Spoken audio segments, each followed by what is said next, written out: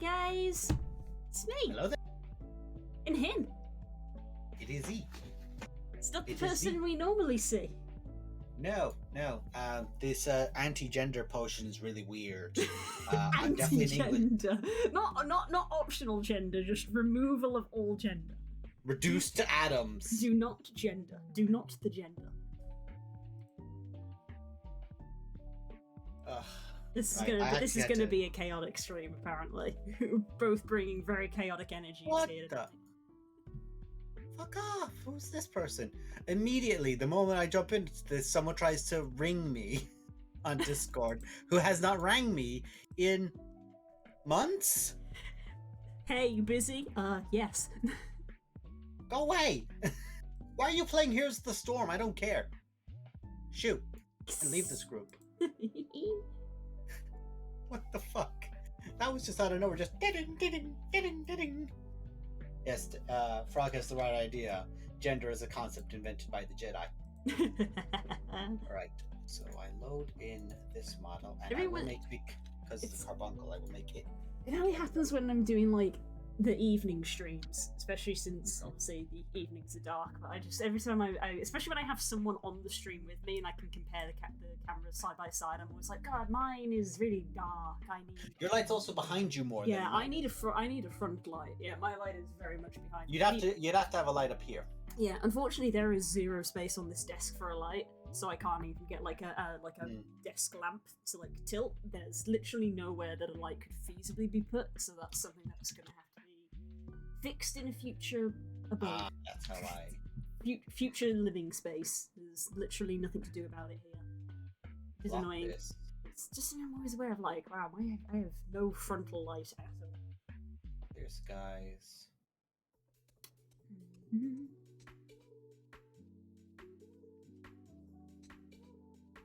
Oh, I have to do the right time. You can get a really cool ring light from IKEA. Yeah, again, there's literally no space on the desk, so there would be nowhere for the light to sit. Like, even every inch of this desk is covered. Where it feels like the only free space I have is directly in front of me, and that's because that's where the tablet goes. And the tablet isn't used to go to the side. But literally, like, behind the computer there is stuff there. To the side of me here there is stuff here. To the side here there is stuff here. In front of me is keyboard and mouse. There is no desk space. Take form. Makote form of exile. I feel like my mic is... No, it is picking me up, okay. Just not paying attention to it at the right time. No worries. And now I turn into... my height on my camera just went whack. It's like, I'm small. Obviously, chat, let me know if the sound is okay, because obviously I have a different person with me this week. Yes. And because my headphones have their own independent volume, which means I'm not a very good judge on when things are too loud. But my levels look okay on the levels. Nice. Gotta fix something here now. But the joy of eczema skin is that if you so much as breathe funny in your skin, sometimes it's like, hey, would you like red? I'm like, no. Go away. And the top of my cream roll to come back. Hello, everyone. Yeah. I am definitely a suitable replacement. I'm a variant of it. My brain immediately goes into Monster Hunter territory because variant is a category in Monster Hunter. Variant is also a thing in Marvel, where if you're a variant timeline, you have to be removed.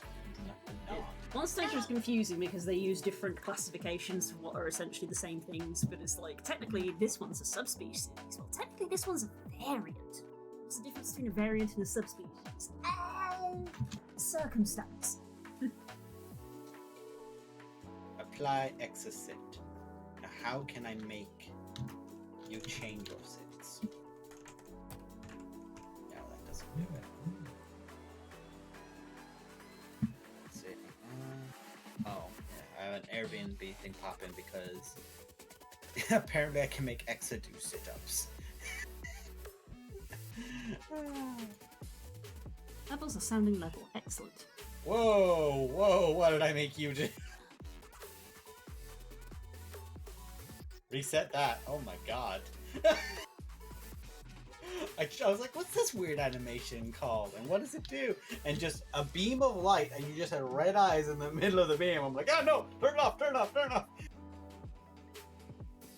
I don't know where that came from. It's like, no. Something in the game files. Who knows what it is? Yeah, a bunch of things have like different names, so anything that had sit in it by chance, because I was searching for sit ones, I was like, just what that would do. Now if I sit down.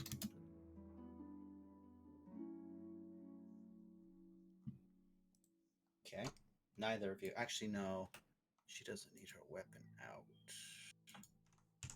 So we'll hide that. And we'll hide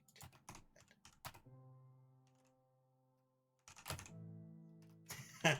Triggered Exazumi mode. I mentioned catnip. That's how we have her take on Xenos. Yep. Literally just like, oh dear God, whatever will we do to defeat Xenos? And just like Urianji apparates behind you. Pray, behold, enjoy this herb. She just sniffs it once and just breaks through a wall going in, and everyone looks and goes, "What did you do?" What you're basically saying is you want Exa to do a shot of coke before she goes to fight the final boss. It's just drugs. She might need to. It is Xenos. One sec, guys. Exa, you good? I can't see sound. I'm gonna live forever. You're gonna live for the next 5 minutes. Then you're gonna blue mage. It's the Dragoon equivalent of Super Broly, where it's just like, you'd better heal me in 10 seconds, otherwise I may die.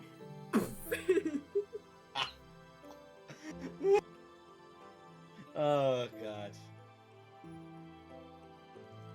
I'm sorry, that's gonna be stuck in my head now. There is something to appreciate about just slapstick banter of just. She's like a level of Goku style absurdity to her. Oh yes, which I find very. Isn't Exa is? I can only picture her as the Warrior of Light in most situations because that is just how she is. She is literally the plot armor himbo of just kind of very, very stupid, but also stupid strong, and also definitely should not be alive, but is. How did you live through that? I have no idea. I'll scoop myself closer to. I'm still doing promotion things before people are like, "Hey, hello, your screen hasn't moved for a very long time." Ah, so you have. Well, technically my screen has moved. Blue is here twitching her little ears. Everybody's enjoyment.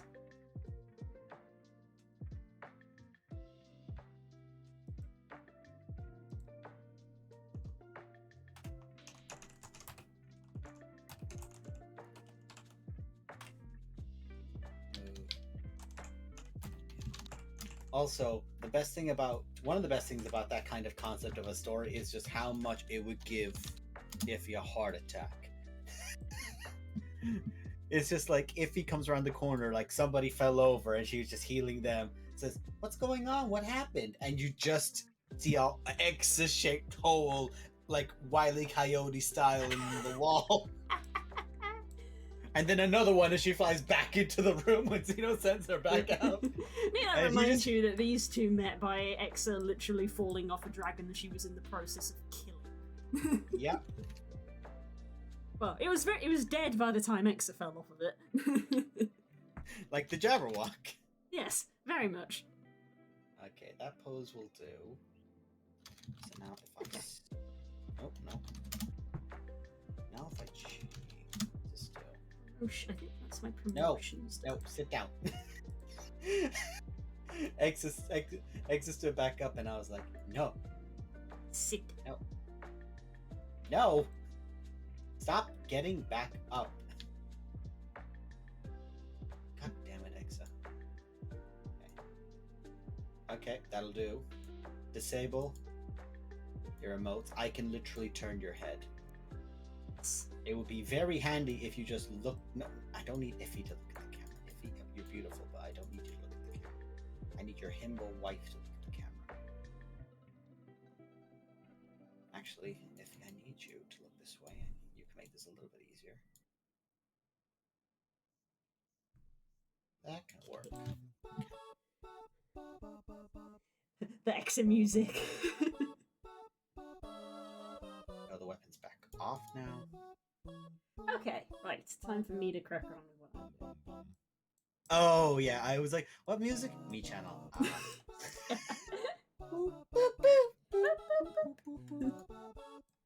Okay. I'll give I suppose I can give people a little like update on where we are now because I have done since. Sorry, I just saw you tap out and have the camera, and it legitimately looked like for a second like there's this Titanic camera, like my computer here, and she's just holding it in one hand. Camera. Hello, I have big camera. Take photo, selfie. Let me And take it's it like out. you have brittle bones. How are you picking that up? Oh, it's comedic effect. Until I realize it's heavy, I can lift it. Yes. Brittle bones. Yeah, so updates since last time, as you can probably, anybody with a good memory will be able to tell at least, is that Blue's now actually got her goggles properly put on her head now. Again. That's them. That's the thing. That's what we're going to be working on tonight, because those who are astute will note that they are empty. They don't have lenses. I'm going to be trying to put lenses in them tonight. Happened to your face? I zoomed in too much, probably. No. Your face. My face. Like I was like, okay, let's move the head a little bit. And as I start moving the head, your eyebrows just go up, like just like Cruella de Vil pencil, like just up. And I'm like, why? Exa. Bones. You look like you. Bones are weird. Yeah, but I've been learning how to some of them work, because as the other major change is that Blue's got her little hair poofs now. No, sit back down. Sit.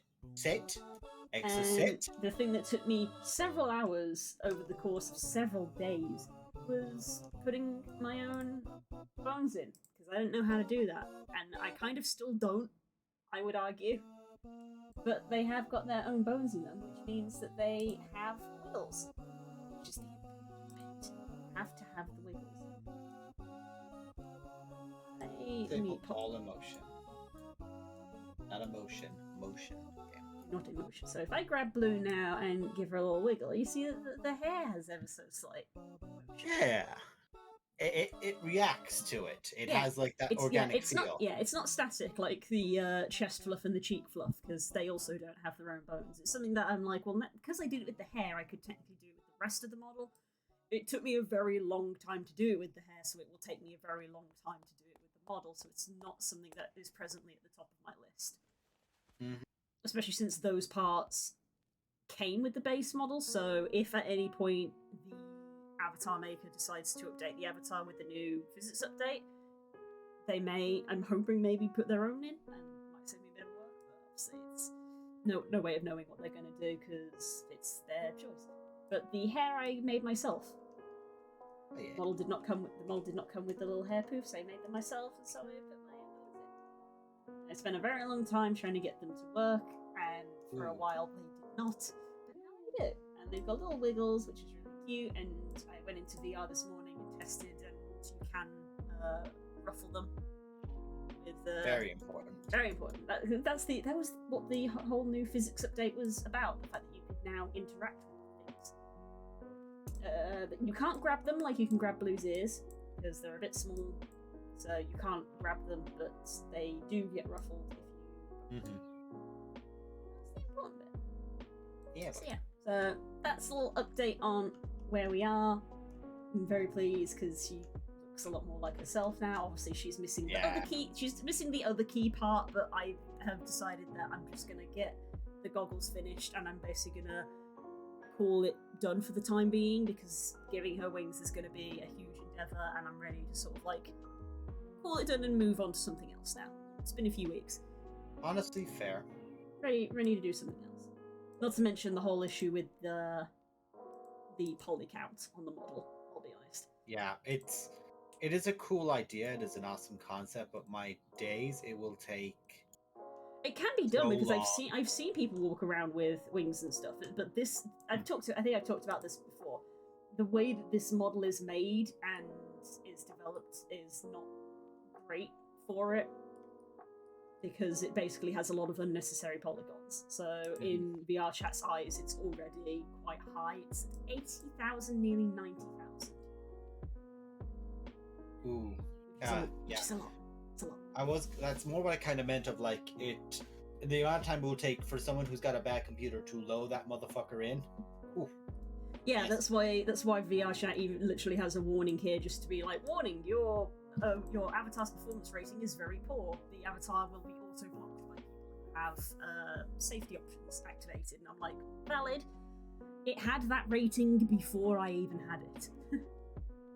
My modifications have not given it that rating. That is just the rating of the base model. That is how the person made it. I can't do a lot about that at the moment because I don't know how. In fairness, you had to remove. Ooh, no! I moved your entire model there. I literally just like fucking on a fucking spinning, rotating disc there for a sec. Oh no, that's fine. Actually, you're a bit closer, and now Iffy's hand is on your knee, which is adorable.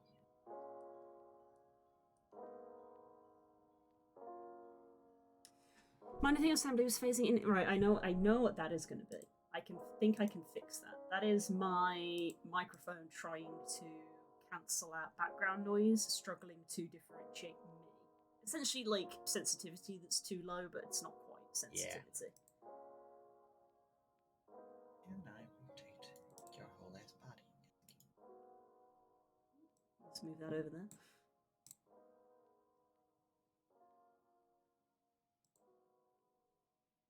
I need to lower the gate. Hopefully that will help. You will have to let me know. It does mean that background noises might be more likely to crop up. Cute.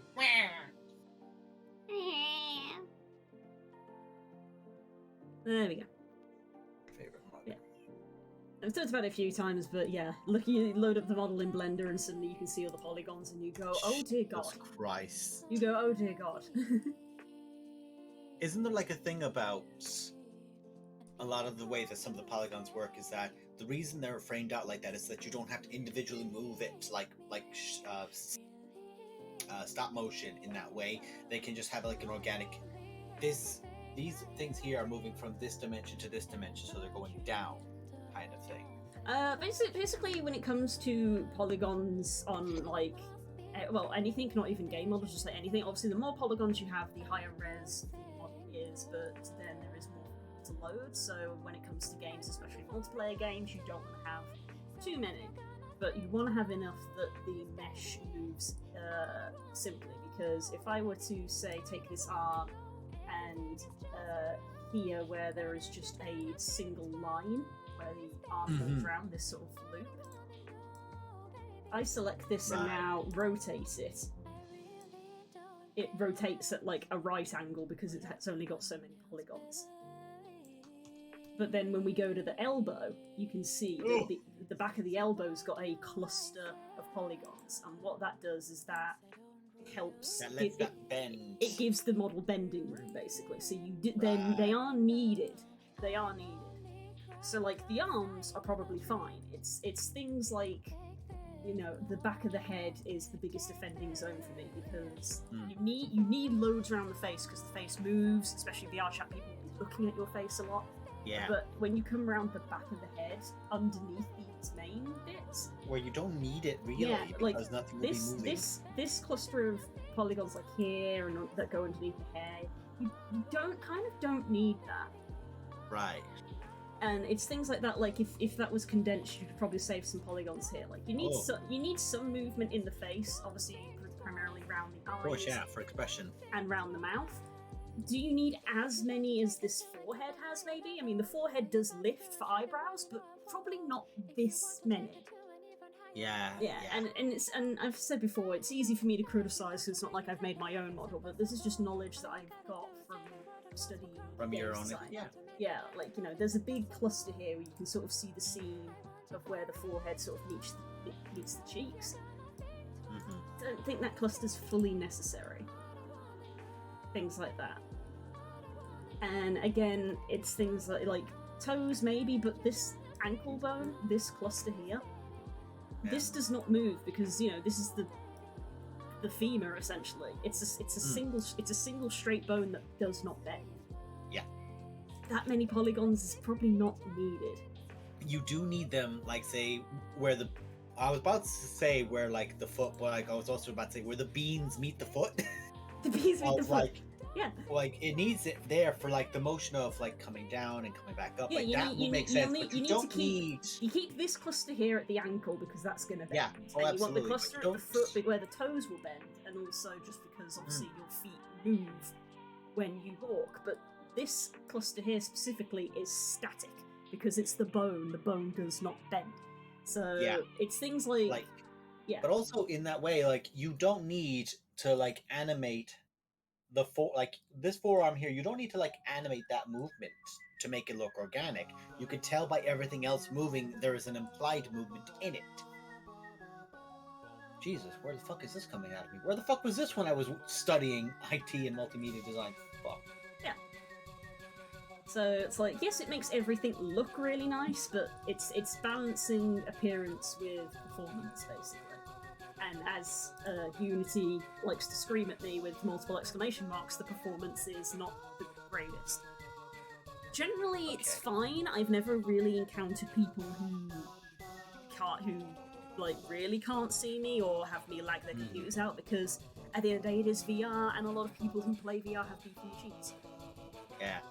I'm half asking a stupid question of the two of them, who would have their hand on the other one's back? But I kind of think that would be Exa. Yeah. Okay. Because I have them next to each other. I'm being incredibly sappy. I don't care. My friends are getting treats. I do enough to you in D&D. So it's gonna be Exa's arm around the back in that way. Which I'm such... Like, there's a part of me that I'm legitimately looking like this. As Carlos has said before, quite aptly, it's like you're playing with dolls. But in the best way that you're playing with dolls. Of, like, self-indulgent. Except it's not self-indulgent, it's very much so friend-indulgent. Yes. Hello, Beso! Beans! Beso! Behold the beans! Beans! So yeah, I feel like I need to stop doing the rant about this model's polygons because I've probably done it to multiple people now. I really like the model, it's very cute, I like wearing it, but performance issues can be problematic sometimes. That's one of those things where if you ever do make your own, it's like anything else, like it's like a campaign of D&D or anything else of like, when you make this from the ground up, you will appreciate the effort that's gone into it. Yes. And you'll also understand why, for example, the map. Yeah, it's very, very much in a case of like, it's unfair for me to criticize so much. I've never made a VR chat avatar.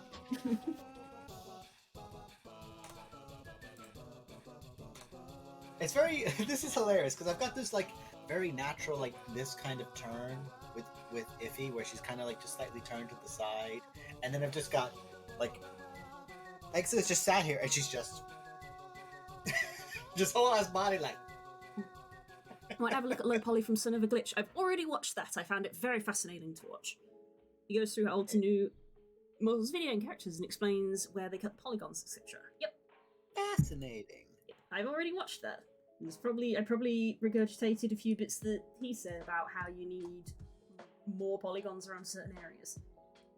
Let's give Iffy a little smile. I need to zoom in to be able to tell, because FOV powers activate. Form of whatever the fuck I want. Anyway, so this should be somewhat simple. So I want to add just a plane. I don't need to add depth. Oh, that's far too big. Oh dear. Oh, thank goodness. Okay. Scale that down. If you don't click on the model, you move the whole model when you like change its X and Y's, X, Y, and Z's. So thankfully I'd only clicked it twice, so I just had to click it back twice, because I just thought if you just go, it's like, no, pull it back. Give you a little, ooh, subtle, tasteful, subtle smile. Good shit. Good shit. Good shit.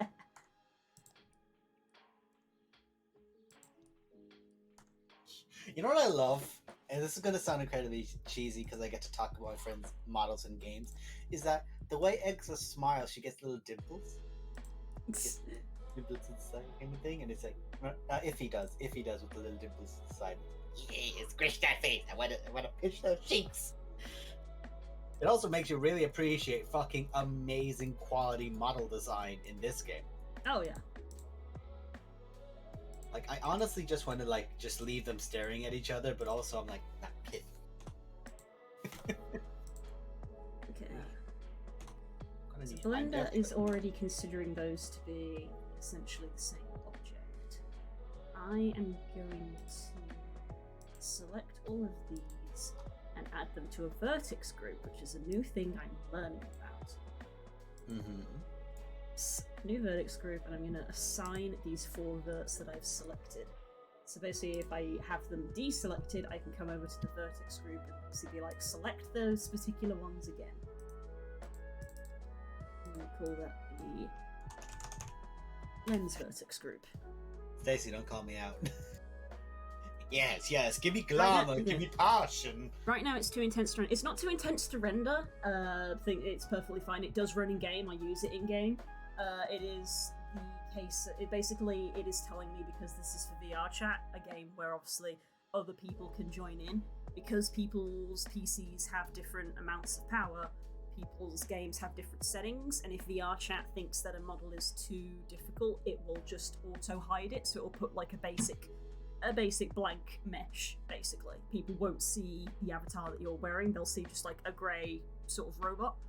And so it doesn't crash their game or anything. Obviously, sometimes there's extreme cases where it can crash their game, but that's like generally with people literally doing it on purpose.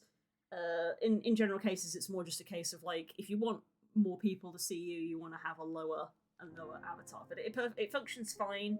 The only issue is the number of polys. For example, these little marks here are for the materials that it has loaded, the number of animation bones that it has loaded, the number of physics bones that it has loaded, the bits that let me have the wiggle and stuff like that.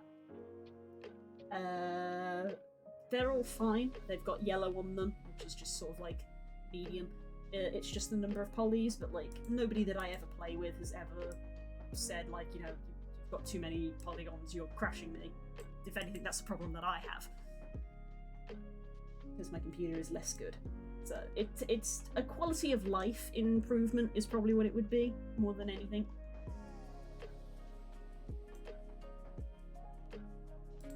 I will say the majority of avatars that I have seen in VR chat have poor ratings or very poor ratings, because people like to add loads of things to them to make them look fancy.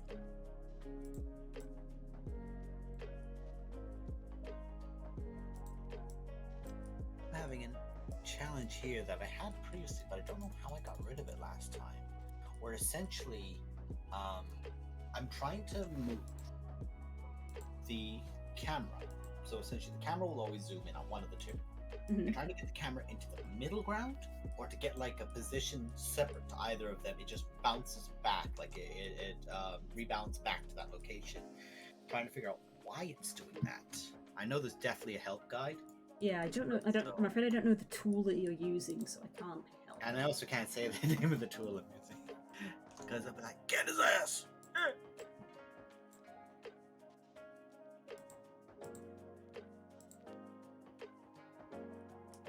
I forgot that we've got new music for this stream. Thank you, Bessa.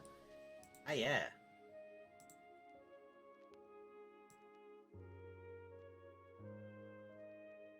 I opened up your thing just to see, like, oh yeah, what music is you currently running? And I just hear myself go, oh yeah. Fucking hell.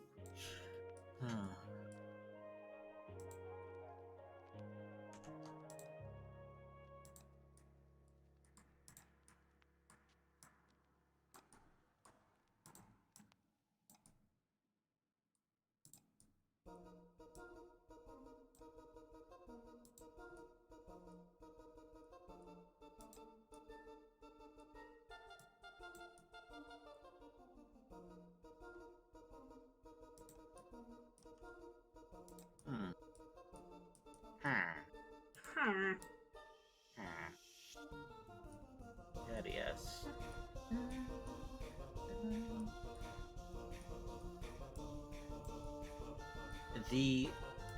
From what I can see from the tutorial I'm looking at, position has a lock. In this tutorial, it has it on it, but here it doesn't have the button for it.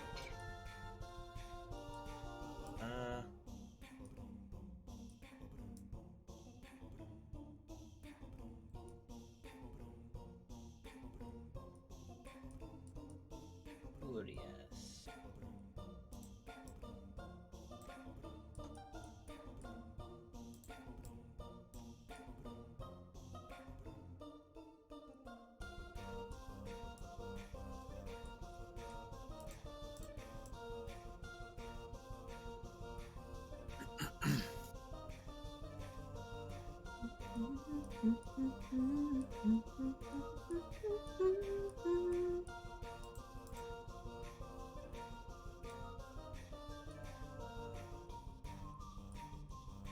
I was about to say, you could probably hear them.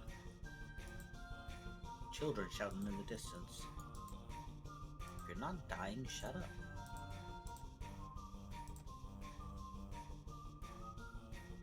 I'm actually gonna close that window before they get loud or bugs come in, so... Fair enough. I can't hear them. Oh, speech recording instead. Silence on the children. Super effective. Yeah.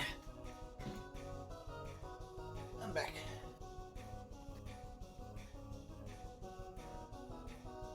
I can see your shoulder. Yeah, I'm just leaning over to Spook's computer. Ooh, he has the server running in the background. That's worth remembering, so he don't accidentally shut down his computer when someone's on the server. Yeah. That would suck. See? Okay. That doesn't answer my question.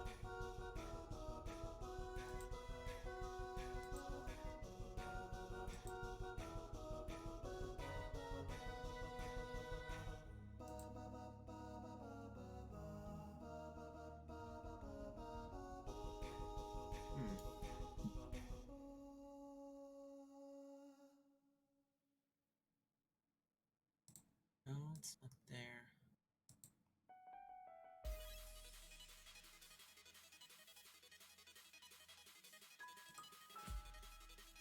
Thank God it has a freeze eyes situation. Yes. Ah, okay. That's what I needed to do.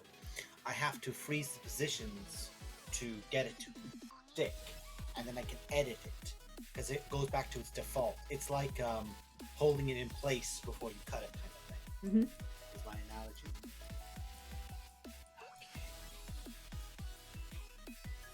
Yeah, so we're gonna start with very simple. All the way in.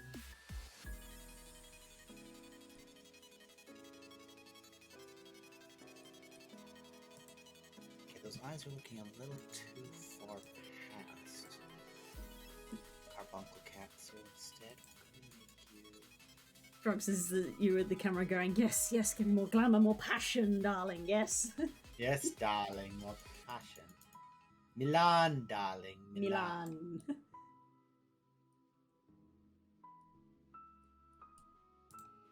I put your eyes to there. Yeah, you're looking bang on at her. Perfect. And if I can get her eyes. This is how it begins. This is basically Baby's introduction to essentially a 3D modelling is what you'll learn. Because honestly, 3D modelling is just posing points. The only difference between 3D modeling and this is you have to usually make the model. Again, it's just posing points. You know, in that you're just saying like, right, I want this arm to be here and I want this face to be pointing here. Well, all I've done was just with these little points on this square. I'm like, right, I want this point to be up in this corner and this point to be down in this corner. And then before you know it, it's you know, it's a lens. There you go. The goggles have lenses now. Before you know it. Thank you. Thank you. Well, there you go. Goggles now have lenses. Oh, my fingies go snappy.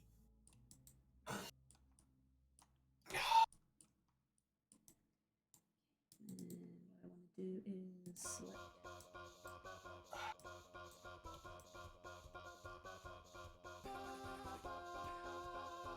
Therefore, I've done all 3. Hey, health check. Oh, yep, mine went crack as well. You heard my fingies go. That was my elbow. Okay, so Yeah, I know that rigging and modelling are different. That's why I'm saying that this is like an introductory thing to it. I did ringing myself. That's what these bones are that I was talking about inside the hair. Can't see them very well, but they're there. I'm not very good at rigging, but I'm still learning. I didn't know how to rig before I used Blender, and now I'm starting to use Blender instead of Maya. So it's like, well, cool, time to learn this thing that you didn't even know how to do in the first place. That's how most people start learning something that they had no idea how to use. There's the bones. There's the bones. These are essentially what you're playing with. I don't know if you can see them in your program, but these are essentially what you're playing with. Essentially, it's on the side. You have like essentially a humanoid silhouette, varying depending on model. Mm-hmm. But you have humanoid silhouette, and you have armor. One side is armor, one side is the body, and then you have the face, the hands, and for Makoto you have a tail, and same with the Ura, you have a tail. So there's those of them, and like you can change your X, Y, and diagonal. So literally, it's like posing a model basically, and like getting it so that it looks organic. So like that's why Iffy is a little bit more like just like a slight tilt kind of thing, and Exa is just like just fucking dramatic hamster turn pose kind of thing. I'm just like, I am looking at you because I love you. And she's like, I'm gonna smooch you now. I know.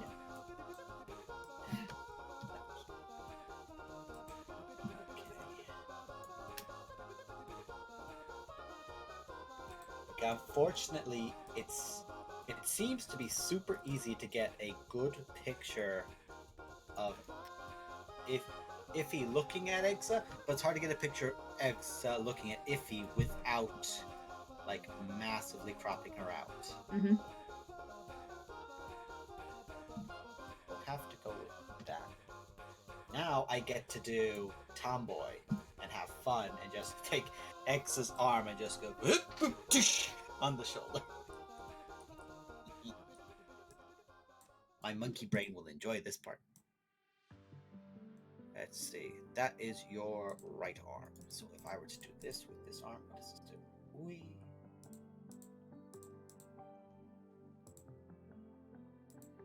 Sometimes it's stupid as well because the model goes. There we go. There we go. Shade smooth so that the edges don't have that sharp angle to them.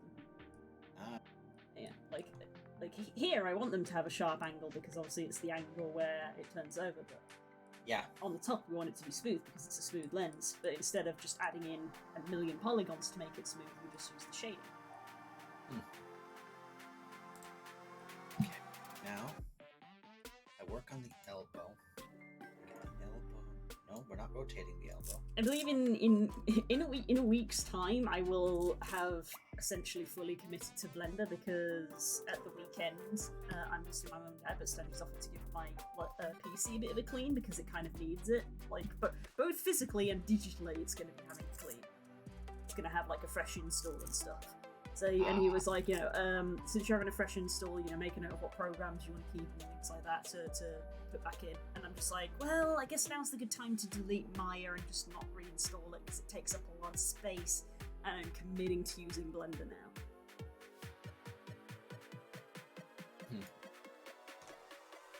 Oh, ooh.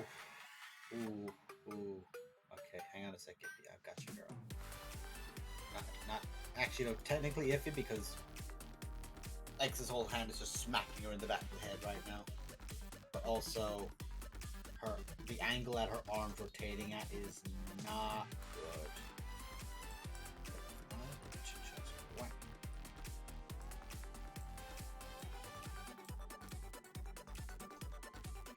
Okay, that arm does not rotate well from this angle. Because it's meant, I think.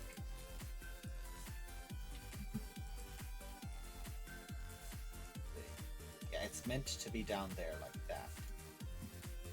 So that arm should only... And that's the thing as well, is that I can move her pauldron to make her pauldron kind of cover any jankiness Yes. as well. So rather than it looking like the pauldron has the arm sticking out of it, get this not too... Whoa, that is much too far.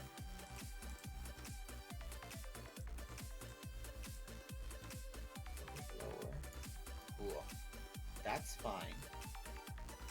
Now we're okay. So now I basically got the arm around the back. Now I have to get the elbow up because I kind of want her arm to like be on the back of the shoulder. So I have to get the elbow now to move. So now which way would be the actual rotation would be fine too. So now we'll do.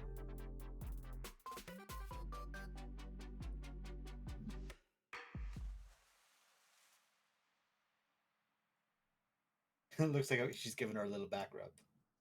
Aw. Which is adorable, but I'm going for a smooch here, so up your game, girl. Get in there.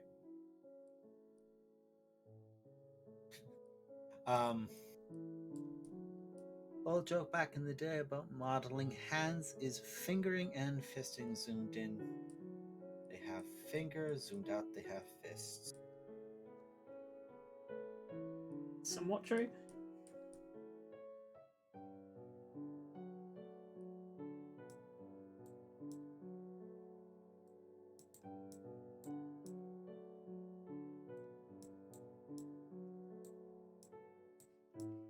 No, just say it, if you are interested, Core, the server is running at the moment. I'm reminded by the Minecraft music. Spook's gone to bed, but his PC is still on.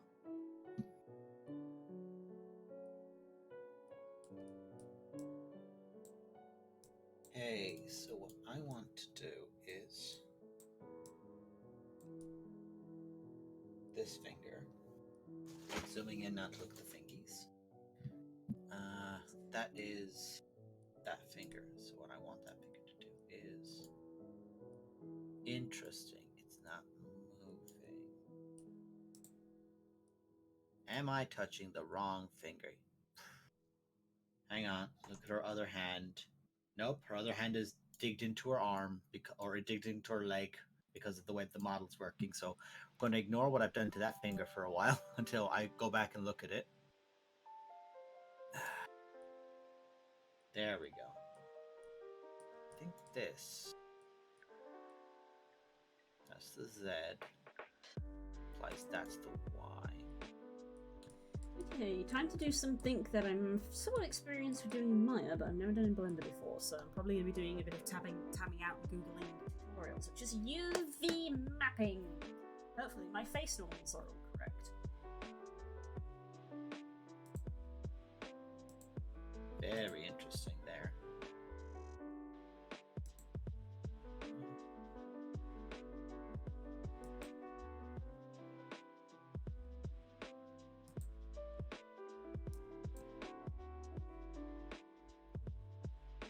Also, Blue, the funniest thing about that post I sent you on last night from Tumblr that was more than a little bit cursed was that it was like, oh, your romantic partner would be a dragon, and it listed off the details, and I was like, those aren't the details of a dragon, those are the details of Talon.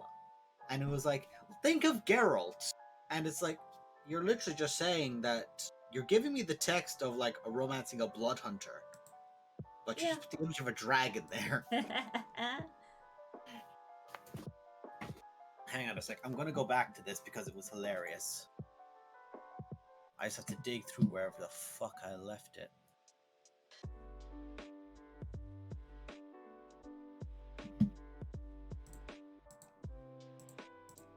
Back here.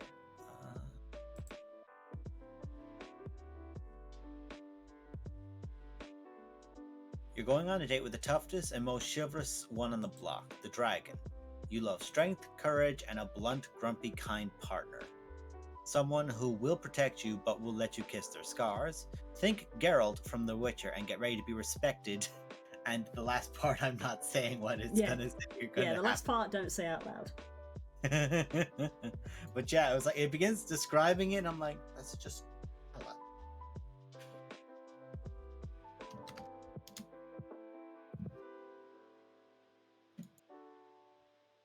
It's one of those funny you quizzes. I honestly just do them sometimes just for the absolute shit post of them.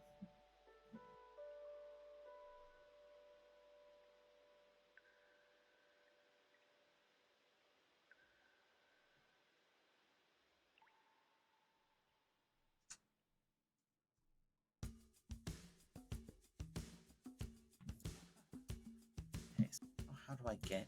I want to get your whole hand. I don't want to crop off hair. Now, I've also just realized that I've slumped a little bit just because I saw my camera and had to perceive myself briefly. Ugh. The posture check. A self-imposed imposture check. Imposter check. Bow, bow, bow, bow, bow, bow. Bow, bow, bow. Bow. They bring that in more. And now can I rotate the handsy? I can. Wait, is that real? Is that real? Is there going to be a Weird Al Yankovic film? A witch? Weird Al Yankovic, you know, the polka, Weird Al. Weird Al, the polka music. He's getting a film. For him. Guess If I who's go to- guess who's playing? Guess who's playing Weird Al? Weird Al? No, Go on. it's Daniel Radcliffe. He's gonna have so much fun. He's gonna have so much fun playing Weird Al. I just briefly opened Twitter and it was and Jesse had retweeted it and he was just like Daniel Radcliffe got his Harry Potter FU money and is living his best life ever since.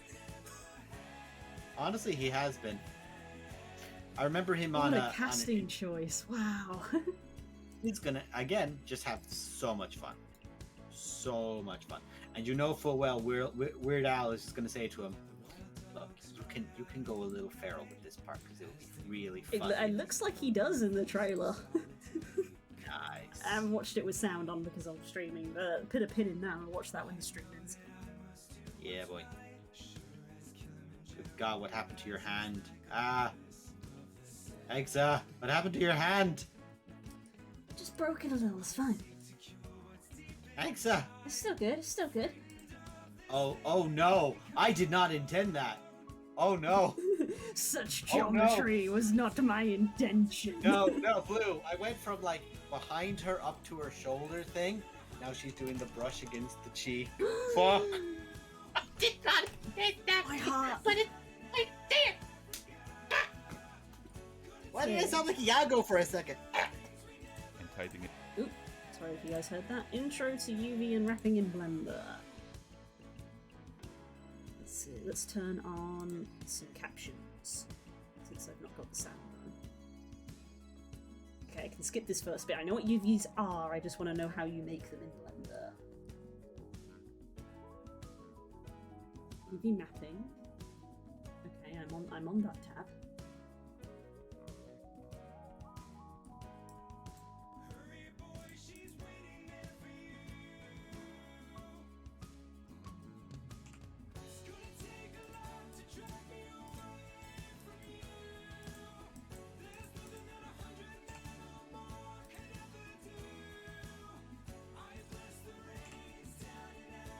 Speaking of like casting choices where you know the actor's gonna have fun, Margot Robbie playing Barbie she's gonna have so much fun.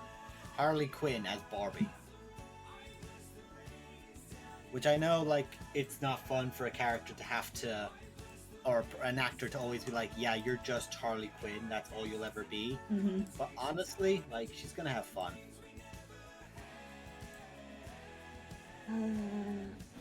No, oh dear What God. I need is...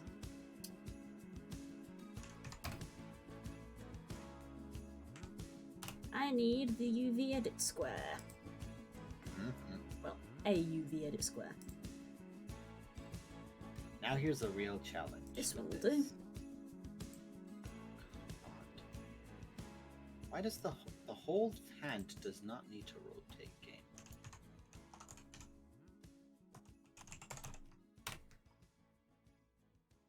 Let's.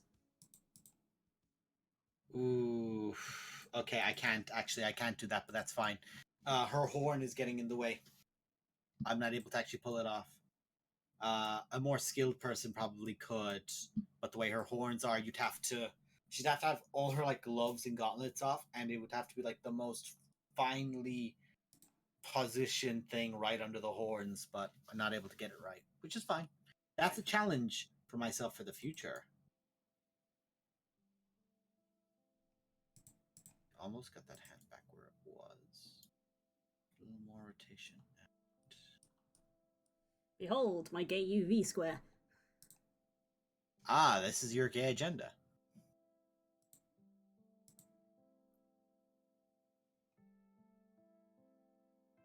Speaking of the Margaret Robbie Barbie film, apparently Barbie Girl will not be on it. Sag. Base color image. Yeah, Cora, I also prefer animated series Harley, but also that Harley was stuck to the Joker and never got free. This Harley has, and it's fun to see. But we would not have any other Harley without the fantastic animated series Harley. So always shout her out. It's like anything else. It's like you would not have, if you like Kylo Ren more than you like Darth Vader, you're wrong. But if you do, you would not have Kylo Ren without you're Darth wrong. Vader. So you give respect to what came before. There we go. Oh boy, I've got some work to do. I'm sorry. Hang on a second. I have my glasses. Don't. Damn it. All I could just picture is just like she just grabs them, pulls them down. Yes. I can see all my friends now. Gay vision. Behold, the gaydar. Take you to a gaydar. Gaydar. Oh, Christ. So Blue, have you kept even remotely up with what's happening in the world of FF14 Ultimates? I'm vaguely aware that there's a new thing out that everybody is really struggling for World First with or whatever. Yes, essentially it's like how Blizzard tries to do it with all of its content. Like, yeah, these bosses are just their world first. That's all they are, and that's fine. That's how some people can choose to do it. Again, you're wrong, but that's how you choose to do it. Actively keeping story away from people, but again, that's the point. Mm-hmm. This is essentially there's a minstrel who tells the equivalent of like an AU3 story of certain events in FF, like he did it with Ultimate, with Ultima in the original, and this was one that Jesse actually streamed himself going through at a later date, and it was very difficult. But the variants of it are, well, what would happen if some things changed and made it harder?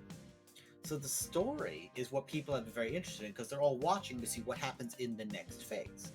Because essentially, you have your first two phases, and I think it's like, I forget what they are, how it progresses, but it will go back to 0, and they're like, okay, something's wrong about this, because one of these phases is Harchifon, and it's the vault. And the whole premise of it is that one of the enemies is throwing out a titanic effect that is going to try and kill, it will wipe the raid if Harchifon does not tank it. So he tanks it. And he dies, and that's the effect over. What people realize is that there are means of keeping him alive. Like busting out the tank LB3. And busting out the healer LB3. And essentially, there's a heal and tank check going on, whichever one of them gets thrown out for either immense damage mitigation or otherwise. And you're wiping out the essentially the rest of the Heaven's Ward themselves, whilst Harchifon is there. And Harchifon survives and says, "Oh, you're unharmed. Thank goodness." His exact same line he says if he does nearly die, but yeah, that's the point of it. It's meant to get you in the gut. But he lives. Harchefort lives in this variant, literally in a story that's being made by the Bard. But at the end of the vault, one thing that gets forgotten is that evil Pope Thordan, essentially he becomes King Thordan, which is the primal type form he becomes. He says he's going to Azazla. We must leave. Azazla waits. He doesn't say that here. And what's more important is, when Harchefort died, everyone was like, get his ass! Get to Azazla! Get his ass! Mm-hmm. Which is, Yzael's sacrifice and taking on Bismarck, and all of that happens. With Harchefort alive, there's no longer that zeal to chase after him. There's no immediate desire to chase. So, he succeeds in finishing Thordan. And he does it himself. He doesn't destroy the Ascians as well, which brings up whole other concepts for later game content about essentially Laha Brea is killed in Thordan's thing along with the other Ascian. That's them dead straight up. If he doesn't die, a lot of other characters because there's more Ascians in the future, but I'm not going to tell you who. Yeah, I know they exist, I just don't know their names. Yeah. Those other Ascians have no reason to show up if Laha Brea is still working, They fill in the gap that he's gone. But without him gone, there's no reason to fill the gap. So there's all of that, but King Thordan succeeds, and he becomes his full superpowered self. And if you kill him, it resets the progression till before Harchefort, so you have to go back and you have to let him live at 2%. He basically gets beaten at 2%, but he escapes. So it's the idea of what happens if you find him, you beat him, but he escapes. The next thing you have to do is that you enter in, and bear in mind, with this happening this way, Yzael doesn't die because she doesn't sacrifice herself to Garlemald or anything to fight off Garlemald or anything. So instead, your next fight is Nidhogg. Oh. And Hraesvelgar. In the service of King Thordan, who has successfully managed to... are you aware of how certain entities get branded more or less by primals? And Yeah, he what's did it called again. Begins with a T. My brain just goes to tarnished, but that's because of Elden Ring. Tempered. Yes, that's the word. Tempered. They become tempered. Well, because he hasn't tempered Nidhogg and Hraesvelgar because they're too powerful. But you know how Tiamat was restrained with these kind of bindings? Yeah, it's essentially something akin to them, because of course Thordan has time now to go through the old Allegan tech, and puts the chain on. Oh, Curls is here. Oh, hello. His friend. I might get corrected on several points. She heard about the Final Fantasy lore. This weird alternate universe lore. It's a fascinating concept. It is. And in that fight, when you're fighting, because Hraesvelgar is basically bound. I'm not sure about Nidhogg, how Nidhogg worked, but I know Hraesvelgar had to be physically controlled in this thing. Mm-hmm. And the fight is bonkers of how it works. I don't know how it ends. I actually haven't seen it because a lot of people were watching two raids who were keeping up to pace with it, but somebody else did world first. They have done, because when we talked about this briefly last week, they still hadn't done it, so I didn't realize that they have actually done it. It only happened, I believe, Sunday. It happened. Sunday morning, I think it happened potentially. Of somebody completed world first, but they hadn't streamed it. They had just done it themselves. Aw, Curls, I'm sorry. Do you want me to leave the rest of this for you? For you, for a talk point for you when you come on, buddy? Aww. I don't want to take this from you. Love you, buddy. If it's anything, I'm making Exakiss Iffy on the other screen. Can I offer you the girls as penance? I'm working hard. I was, and then. Sorry, buddy. I actually kind of feel bad.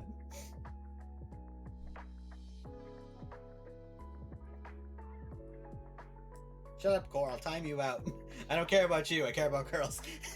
I'll just disintegrate you. I'll just Thanos snap you. Her, I care about. Actually, I'm What not happens going when to I hit this continue it. button? What does happen when you hit this button?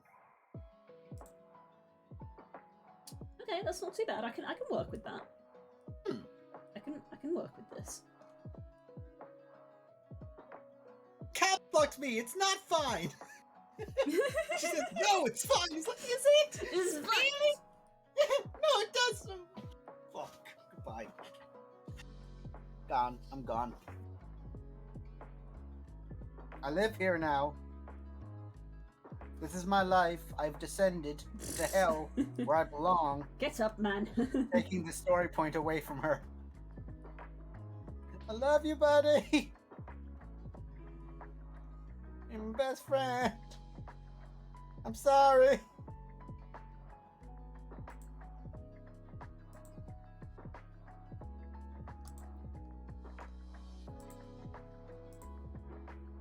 Oh, that's worse.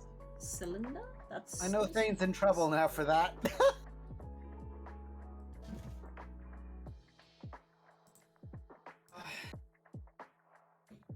Ooh, there we go. That's Okay. a bit more akin to what I I was found a way looking for. now. Okay, girls, thank you. I can't tell with text, and I did slightly feel bad because I was like, did I just take her like one thing she was looking forward to talking to Blue about? But no. Hang on a sec. Is this What thing- are you? What are you? What are those? What is this? What are you? That do. Tiny hidden bit of geometry. What are you? What the dog? Identify thyself. Are you this bit? No. I'm looking for the color. Hang on, let me turn body off. I would have So been sensible. essentially, I I will would've been- continue now that I know I'm not stealing from her and I'm not going to get burned alive for it. Essentially, the moment is presented as like a, and bear in mind while you're fighting, You. Sorry. love you, girls, feel better. Oh, it's that. It's this bit. For some reason, it was not included with the rest of the strap. That needs This to be over here. bitch. I just recreated the freaking cat plant pot meme. You. Who broke my texture? You. You. That is every texture artist ever. I remember seeing it from the Warcraft 3 days of when the graphics hadn't like gotten their texture maps put on them properly. They just put a picture of the guy who was meant to do it on. So people eventually found a bunch of things that he hadn't done, and it was just his mug, just like left in the game at points. It was great. So essentially, whilst Thrace Felgar and Nidhogg are fighting you and kicking the shit out of you. Yeah. Because of course, like these are two potentially of Miss Argarm's most powerful children. Nidhogg definitely has like the destructive side of the power on that side of it, of course. Just insane power in that own right. Haurchefant and Yzael are fighting on the outside of the arena, like back to back. Mm-hmm. And you know that's killing everyone as well. But it's essentially the potential of what happens when you change one thing. And of course, they chose with this one of what happens when you save. When you save Haurchefant. From what I understand, I'm not sure if it is, but something about the Ultima fight, I believe it's essentially you don't get it's kind of this from what I understand, because I've seen the effects last throughout the entire fight of the three primals of Garud, Titan, and Ifrit, where Hydaelyn doesn't take them away. She doesn't separate them off, kind of thing during the fight. So you have to just fight Mecha Super Mega Ultimate Destructo Boy, and he hits harder because he's more like set up or something, and it's harder for them to be removed. Mhm. But here it's like all of this is happening, and when you're thinking of it from a narrative point, it's like. And by the way, that's something that you can definitely feel good about. This is not canon. This will never be put into the game as like a, well, he's alive somewhere. No, that will not happen. He's one of those like he has to stay dead, and this is one of those reasons why he has to stay dead, because if he survives this, all of this happens, and people are like, well, imagine Haurchefant meeting Hien and meeting all these wonderful characters and actually getting to interact with more of the Scions. That would actually be really good narrative. Cool, gorgeous, and a lot of these guys people would love him to meet and interact with because they're good people, right? Mhm. But then you have the thing of there wouldn't be a single muscle in his body that would be comfortable with this happening, because he's aware all these people are suffering because I'm alive. Like, there's that side of it of like, if my death prevents all of this, gives you a happier ending, then I should be gone. As like what the fans are saying of the situation, that's what he might think. And I'm very much so in the same mindset. But it's this wonderful concept of it lets, even if, like, say for example, in this time, in this moment, you did manage to save him. Like, let's just say there is like a Flashpoint event where, like, in DC, if Flash saves his mother, like, he goes back in time to do it. He makes, like, essentially where, like, he used to break the sound barrier. He broke the time barrier, and it left off like a ripple, like a sonic boom, and everything changed slightly. And what does that cause when everything else is slightly changed as of the result of this one event? Yes. It's the very common trope.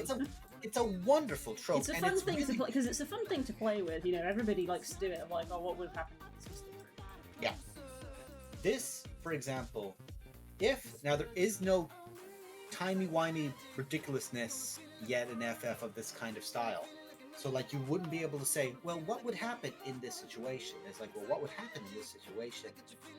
Like, if you went back and it was deliberately you, like, your warrior light just went, disappeared, and suddenly you've beaten Hraesvelgard, you've beaten Nidhogg, you've completed Stormblood, Shadowbringers, Endwalker potentially, and you've gone back.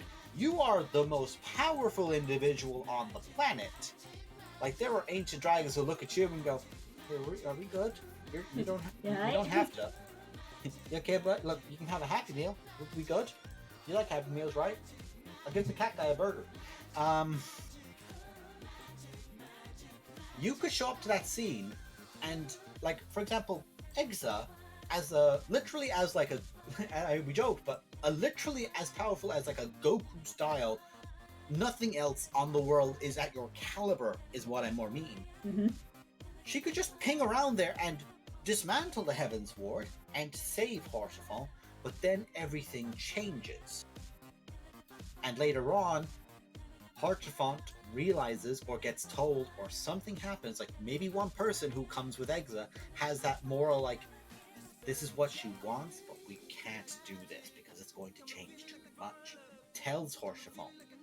And Haurchefant just says it, that this has to happen. I have to go this way. You have to go back to where you came from, and this time has to stop. Mm-hmm. But it lets the Warrior of Light say goodbye to Haurchefant. Lets them say goodbye to a character that they loved, that they really didn't get a chance to. And it lets Haurchefant know how much that character actually loved them, where even after being like this world power style character by the end of it, as is the MMO way, you just keep going up on the bar, you keep beating up gods eventually. Even after you are that powerful, you still came back to save him. That's where that matters, and where he could see that matters. And there could be the goodbyes and the loves and all this, and then you go back, and then everything resets as it should. That could be like that really gorgeous organic thing, but of course this is just a minstrel's tale of, well, this is what would happen, and people are now joking about the notion of, someone is there writing AO3 articles about the Warrior of Light, and like, actually, Harshenfall lives and they're all happy. The end. Boop. And Yep. then somebody says, nope. He lives, so all this happens, and it's like, oh no, let's make a happy AU. And then someone goes, nah, sadness, You drama, don't, you tragedy, don't get to tragedy, be happy. tragedy. No happiness, only drama. So it's a really fun thing, and as well, a lot of the mechanics in this raid, a lot of these stuff that they're doing is new. A lot of this are like abilities and effect styles that have not been done before, which is going to be a lot of fun when they get implemented into the actual game. Because I think they did that with Ultimate, where they did test out, shall we say, effects and powers and all this thing, and then said, okay, what will this be like then in this? And the interesting thing about that is, a lot of people have said the what ifs about, well, what would it be for Stormblood? And of course, you're not finished Stormblood yet, but you literally just had it where, well, what happens if Yotsuyu and Gotsetsu survive? For example, like, what could change by that event not happening in that way? Maybe Hyun does get shot, but in getting shot, he also kills her, meaning Gotsetsu lives instead of Hyun. What does that leave now for the world? How do they react to trying to, like, they promise to help you guys out? What if they do or don't because Hyun isn't there now? Yeah. How does that play? How does that work? And all the yes ands of that. Stuff like that I find to be very cool. It's very interesting. And what ifs are fun. Like, just, they're Oh, yeah. never not entertaining. Yeah, that's why we all love AUs.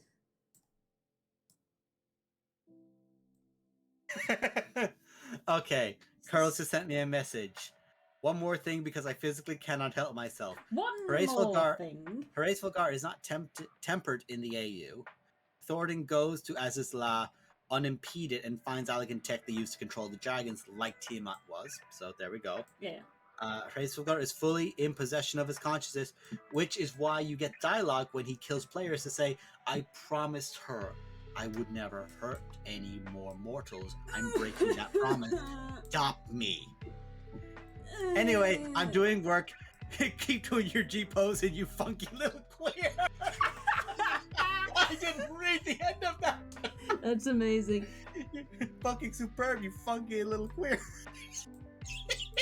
Wonderful. Final I love Fantasy. you. Carlos, I love you, buddy. I'm love in, you with all I'm my in heart. pain. Only slightly. Carlos, I fucking love you, but you killed me. You fucking killed me. But like, that's the interesting thought of it. Like, what would be a really interesting thought? It's like, well, what happens if Moon Breeder survives? Maybe Yurianchi dies. Swap those two characters. What happens? That stuff I find fun. Like, let's give an example. Let's give an Oakheart example, because that's fun. What happens if in Balancemore, Thane dies instead of Sal? What happens there? Are they going to be able to find a means of resurrecting Thane? Thane used all of his tricks and his connections and his religious points to get something to resurrect Zal. This is true. What happens if it's Thane now who needs it? What happens if it's Hurry? Was the religious, like, you know, the weight scales in that situation, balancing it out and saying that it wasn't his time kind of thing? What happens if it's Hurry who's there?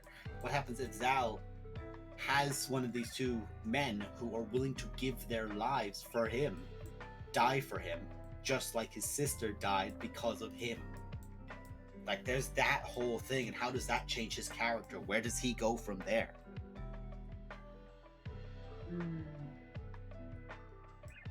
A very, very fun example. So many variables. It's hard to know And where then to you start. just like, you could just spread those out over anything. Like, fun one. What happened? Oh, yeah. Like, because of course the thing about these is that they're a what if, but the what if makes it harder. So, like, of course, King Thornton getting all the power and getting the means of controlling Horace Valgar and also controlling the Talk by that logic. Nidhogg doesn't care. He's like, oh, fuck them kids. Right? So Guard's like, no, children! Nidhogg is dead ass, fuck them kids. But the thing about this is then, what happens to all of this then of this madness of like, how does it make it harder? So like, what happens if Delmara runs when Grunt puts her out the window? Oof, God. What happens if she runs? Yeah. Suddenly that fight's harder. I thought about that a lot. This sleepless nights keeping me up, that one did. Just like, what if I just ran away, like, right now? And I was just like, Yeah. no, I can't do that. But what if you did? That's an option. You could just run. You could leave. You You go. could just run. You've run before. You could just run right now. And I was just like, I shouldn't even be considering this. What happens if Harshnag isn't able to stall Imrith and she actually kills some of you? What happens if Harshnag is straight up killed? Or what happens if Auntie never helps you? What happens if any of these one events change? Like, I love what ifs. What ifs are, it's one of those things why I love the what if X fought Y, because it's a scenario which would not happen typically. Like, oh, what would happen if Superman fought Goku? Nothing. They would literally just go, you're cool, do you want to go get food? Food? Fuck yeah! They go eat food. Yeah. It's like Captain America versus Superman. It's like, those two will meet each other and go, sir, it's a pleasure. I've heard so much great things about you. And just shake hands and just go off and do, like, I don't know, charity work for kids. Yeah. The Boy Scouts So wouldn't what fight. what would happen if these two fight? They wouldn't. Yeah, that's it. Like, you have to fabricate a reason for them to fight.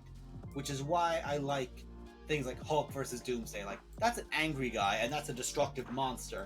They're gonna look at each other and smack the shit out of each other. But, like, Tony and Batman, fuck whoever the villain is. Good luck. You are fucked. Because if those two work together and have half a second to realize, wait a second, he's putting us against each other. No, we keep fighting, but the reason we keep fighting is we're actually just constantly trying to see who is going to be able to be smarter than the other. But while we do that, we're also going to do this. Because that's how stupid we are as characters. So you have all that extra. Ugh. What happens if Thane abandons his faith? What happens if Thane never goes to the temple and he just stays in Eldritch Knight? That's a very messy character. And that's a very entirely different character as well. Right. Back to smooches. Ooh, hang on. I was like, can I get their lips? Like, no, wait. Kiss on cheek. Give 'em a little kiss on cheek. Little cheek. Wait! Your nose is right there! Smooch the nose! I have too much power. God can't stop me! God can't hear you! How do I get your And I will make them listen. You are? Okay. Ooh, hang on. I was like, well, I mean, she's still on the ground, so I can't really do this. And then I stopped and said, wait a second. They don't have to know that she's not on the ground. Remember the photos I posted earlier? Yep.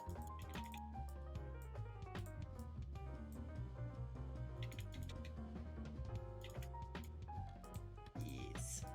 Get closer to her, because you can float in the air without anybody looking.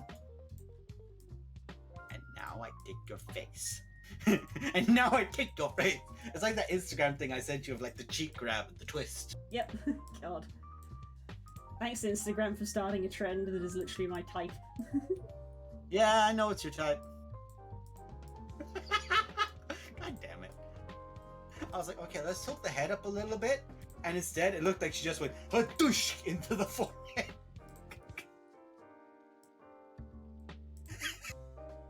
Stacy zoned out. She zoned back in and her wait, nose. Oh, Lord. Okay, so the easiest way for me to get iffy now is to get her to go down. No, that's a twist, and she go down. No, that's a side twist. Alright, already like this UV wrap is probably kind of messy, but because it's just for personal use, I'm more just in the mindset of like whatever gets the job done. It's functional.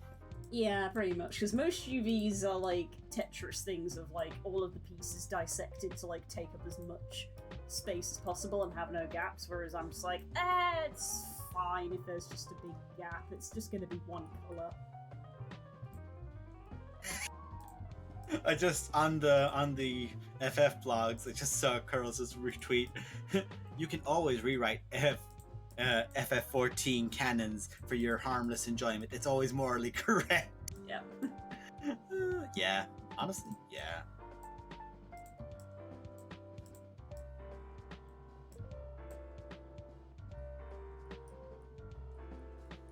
Then of course, the Horchefont thing as well, because a lot of people had Horchefont as a romantic character for theirs, and especially they were like after the fact they looked at it and said, "Oh, this would be tragic."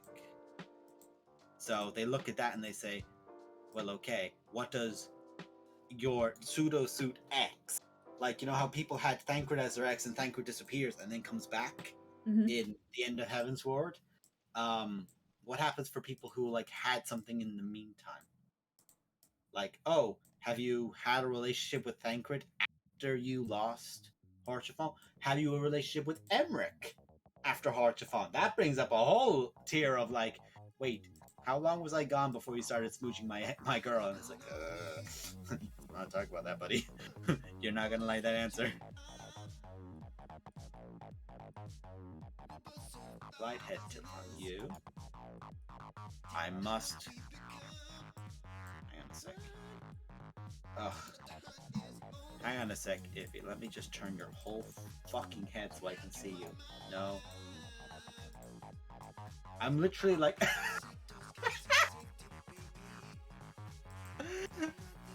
Because they were so close to each other, I can't see the eyelids properly to see it, like judge when they're closed, because I'm doing a close-up close smooch. So I literally just grabbed the head and just went, whack. That's how it be. That's how it be. Like, yoink! Close, yank! Like I'm literally playing with a doll.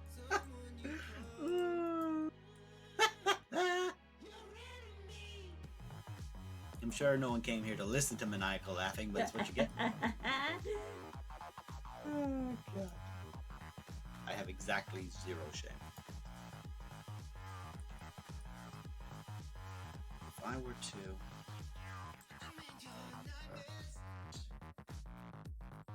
And now... Okay, so hang on a sec.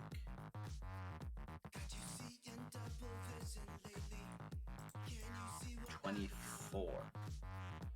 Now put this to 24. There we go.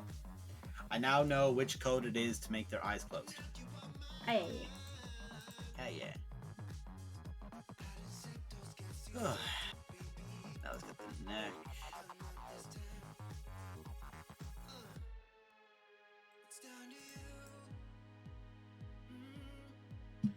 Now let's go to you. I know X is a weird little himbo, but like, even she would have her eyes closed.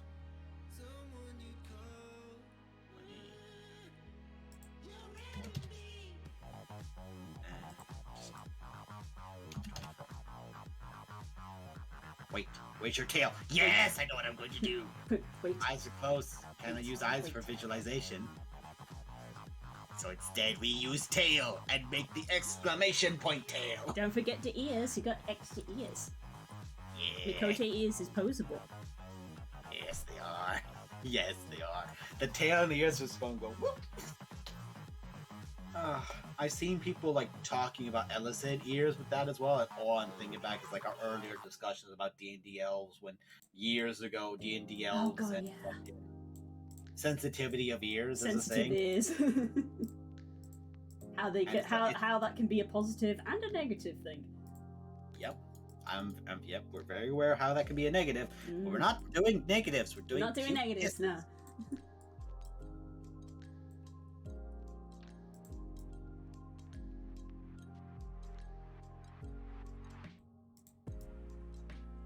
After here we are.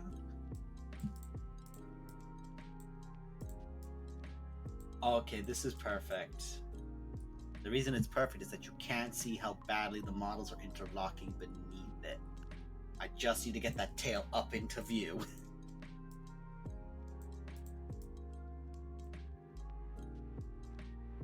Oh, that is a... You guys actually have very similar noses as well. Hers is like wider, like so it doesn't concave as much into a curve. Like it's more like a smooth turn down, but yours just got a little button nose. Yeah. Button noses are sinful because they're just want to just go, just want to poop smooth. They're adorable.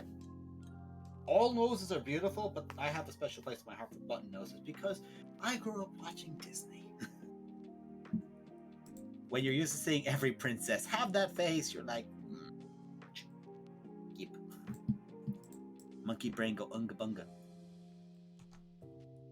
Believe ever after here we are. I have. Nope. Up and in.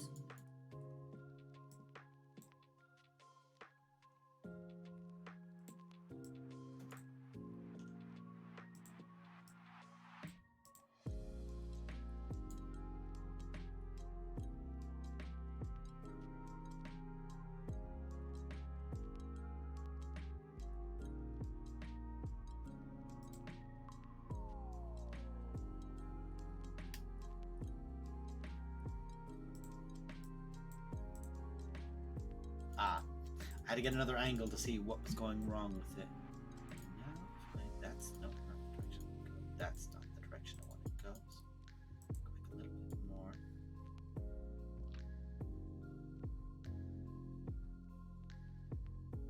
Okay, Iffy, now it's your turn to move a little bit.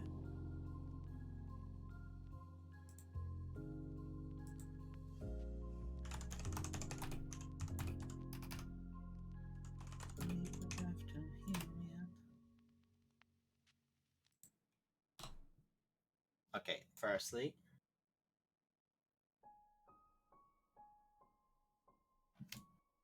gotta hide the jank of the fucking underneath of it.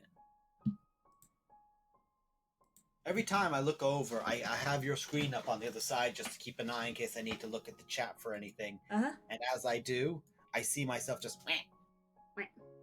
Posture. Especially because I went to the gym and did weights today. Fuck it, I'm gonna give my own fucking posture check. Also, don't forget to save that thing. I'm sorry, chat. What happened? What happened? I pressed the wrong hotkey. There we go. I love how, as that happened, I said, don't forget to save. Okay, I'm back. You're back, Reddit.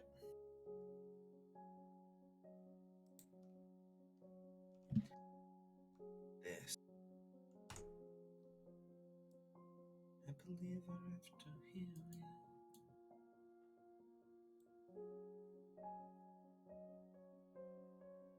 Whoa, too far of a pan. I'm the only pan you need.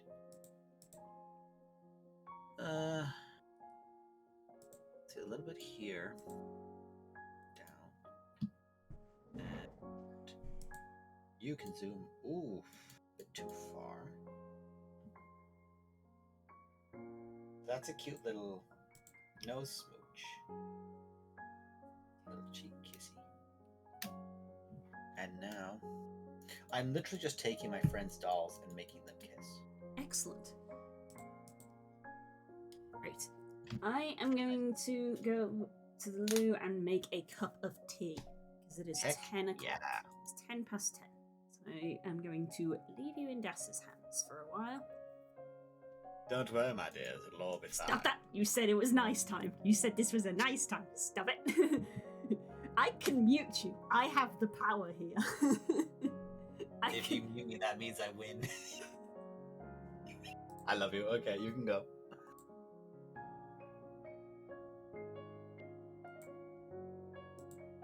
I'm horrible, but you love me.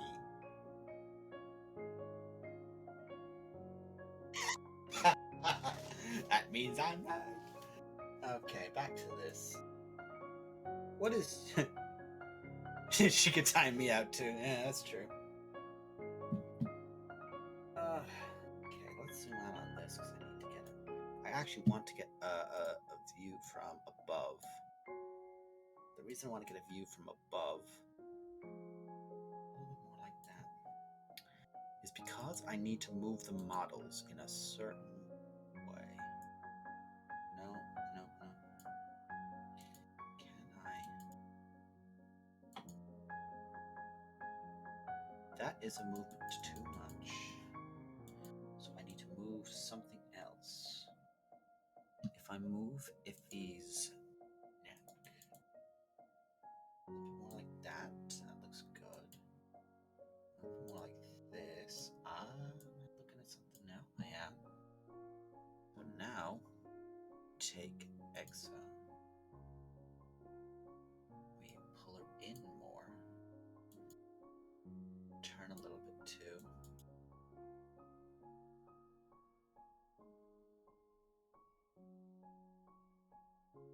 Damn it. Trying to do it without getting the noses to smudge is a nightmare. Hang on. A little bit of this. And then get that face to go in a little more.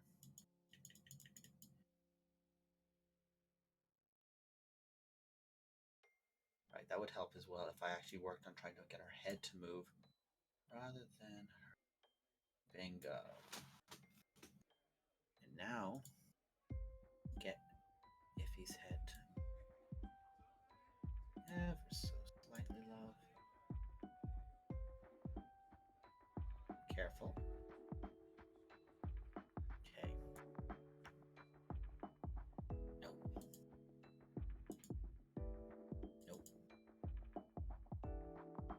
Okay.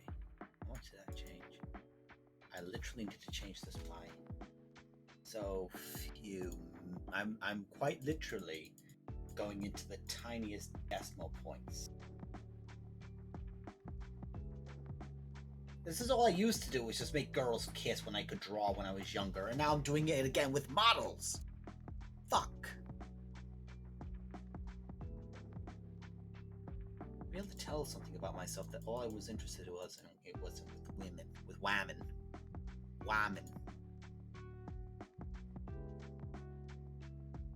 Less, more like this. Nope, you can go lower there. Not too low, because I don't want you to clip. Just need you to rotate your head.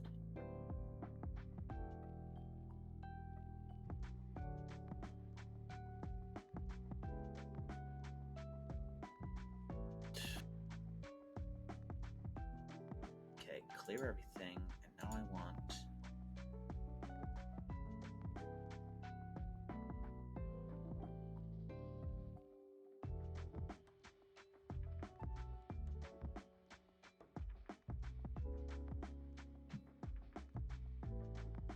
Can I make that lip move a little bit?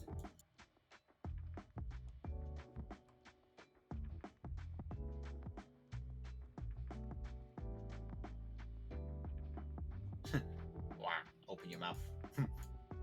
I can actually make her open her mouth, hilariously.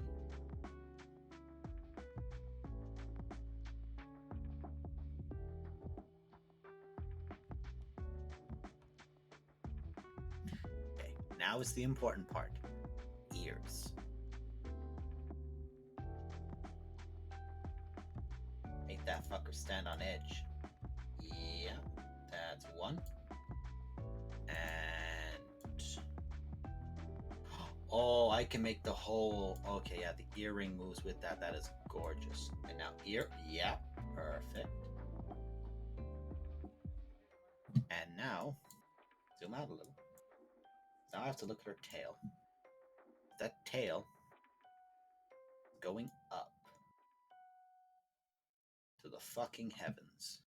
And God can't stop me.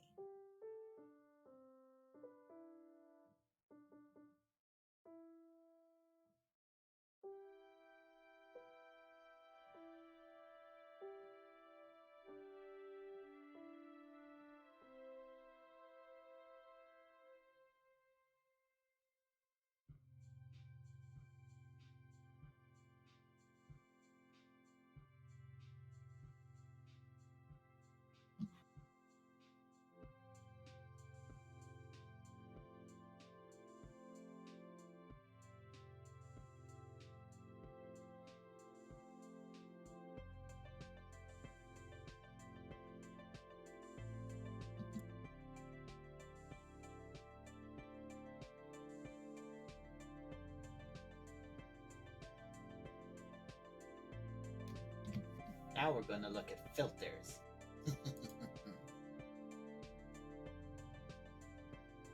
Oh.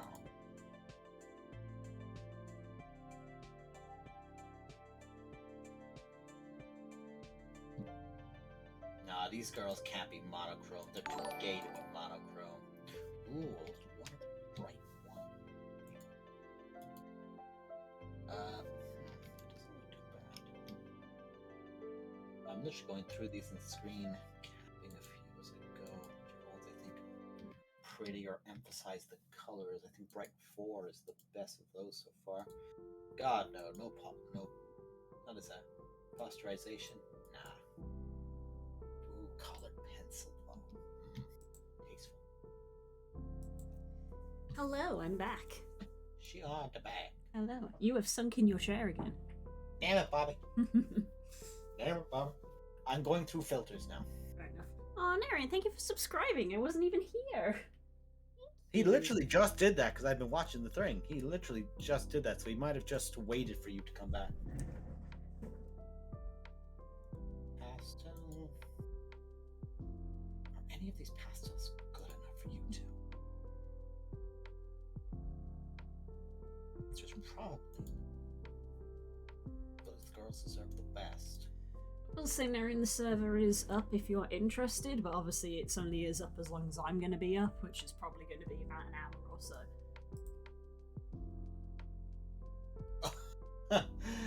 Apparently you can do the athometer on it and it gives like a blued hue to everything. But hilariously both their chests are bright in color, so it's like, oh, it's like their hearts are fluttering. Oh. Which I'm actually going to take a picture of, even though it just looks like you have like a blue filter on them. Screen effect, reflective blur. No, it's not an encounter. Hang on, what happens if I do this with Bright 4? Ooh, I like that.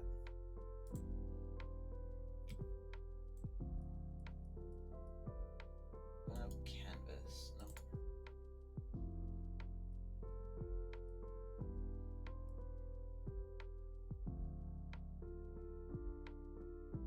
Watercolor. Ooh, I like watercolor.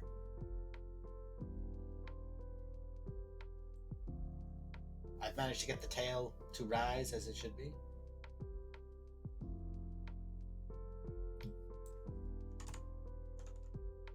Brilliant. Ooh, I like that. I'm just going through all of them going, well, like that, well, like that, well, like that. It's really just because they're beautiful and I get to go just screenshot, screenshot, screenshot, screenshot. Kiss, kiss, kiss, kiss, kiss.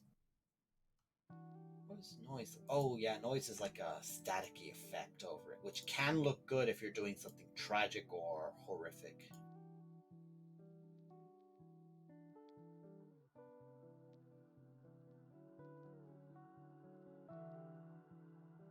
Ooh.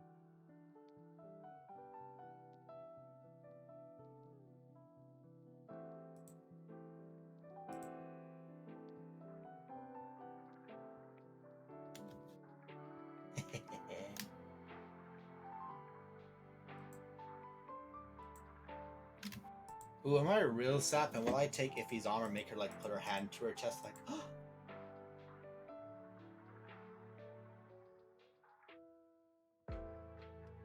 What's up, bud? You look like you just had a thought. I'm having lack of thoughts and trying to work out how to do something.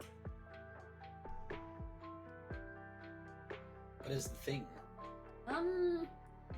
Basically, these UV points match up with points on the mesh. And as you can see, it's a fairly one-to-one shape, but you can cut them up if need be to make them fit better.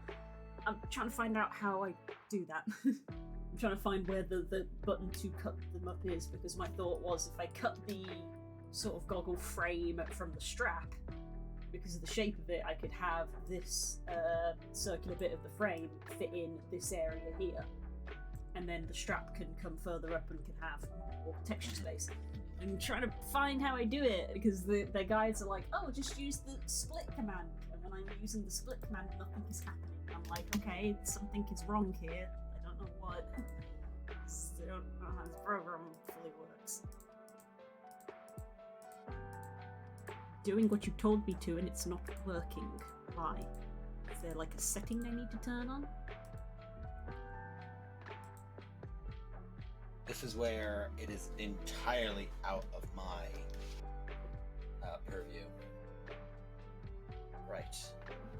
I'm quite content with what I've done now, so I'm going to get out of G-pose, and I'm going to pretend that essentially what's happened is that Tredane's shown up with like snacks and said, "Hey guys," and they've both just left.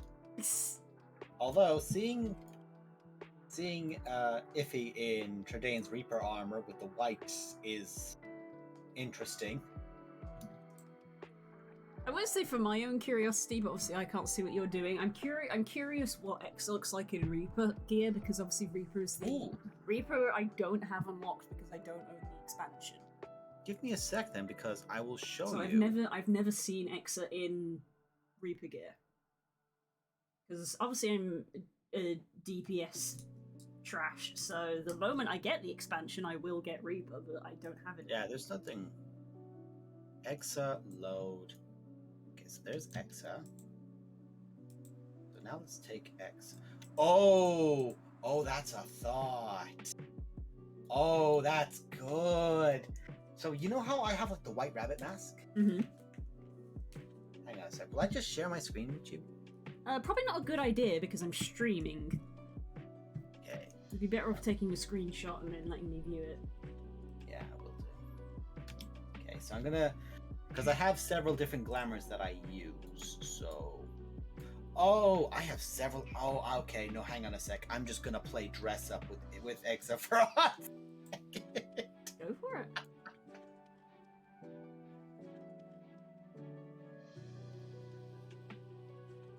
Oh God, Blue, what have you done by telling me this? Just pointing Oh it wait, out. that's a thought. Hang on a sec. No, she's a himbo. There's a difference. Hang on a sec. Close. Swap to Paladin. Paladin gear. That's true, I haven't seen Extra and Paladin yet. I do have the class unlocked, but I'm not at Paladin yet. Hello! Here she is, everybody! Here's the feline. She's very unhappy that she has been apprehended. Behold the baby. Baby. Hi, little Streamsy.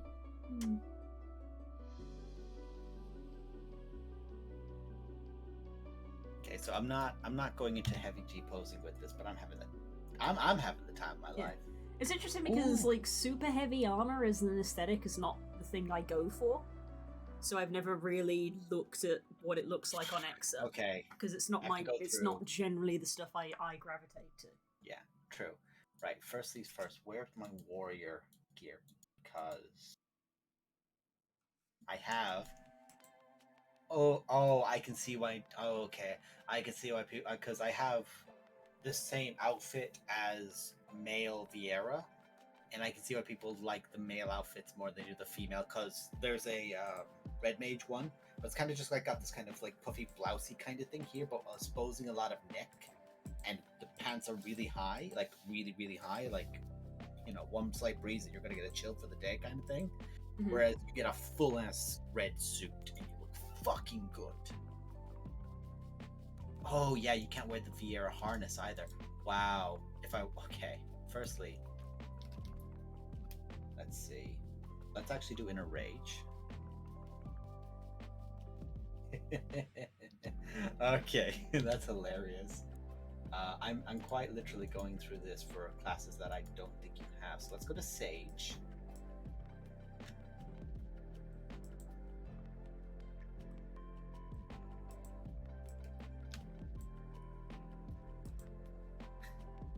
Some of these are cool as shit. Okay. I'm actually just going through these. So you haven't done Samurai, have you? No, I have Samurai. That's one of the few ones that I'm fairly high leveled with. Okay, I took photos in my glamour of a samurai anyway. Ooh, Mechanist. Have you done Mechanist? No, you have not seen my outfit on. I don't have your outfit. I have Mechanist, but I don't have your outfit. Pull out a pistol. Remember, outside of Reaper and Sage, I have every class. Yeah, I know, but it's like, have you gotten? But I them don't have them high Hello, level. Belgian. Wow! Oh, you look so cute holding my. We've got a stretch redeemed. And the cat screaming. Yes. Why do you break your bones? Man. Why?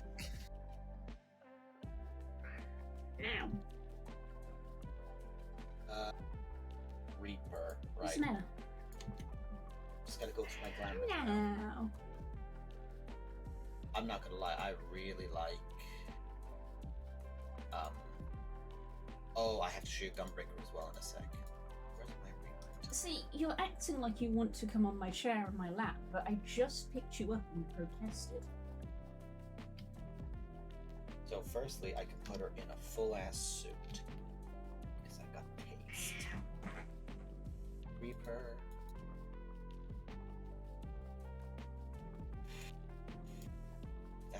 That's my Reaper attire. So firstly, without the hat, and then with the hat. Okay, and now very importantly,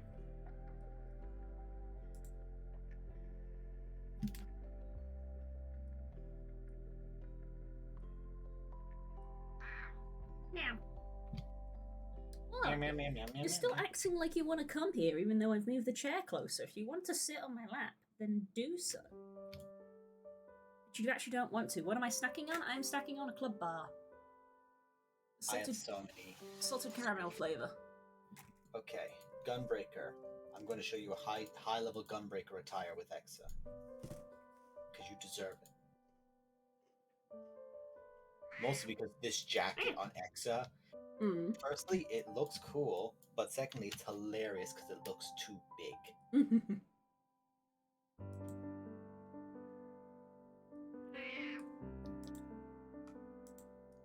Also, you can see what Exa looks like when she wears glasses. 'Cause all these glamours- Exa doesn't need glasses. all these glamours don't have. Okay, close out of that. Goodbye. And now I'm just gonna return to my home base. Okay, Blue, I'm sorry, but you're about to be spammed. That's fine. That's fine. Screenies. For this. Open this bitch up. Okay.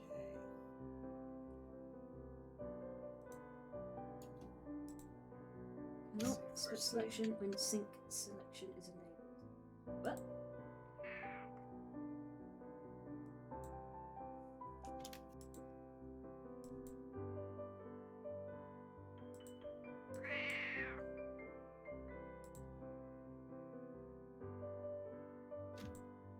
Papa.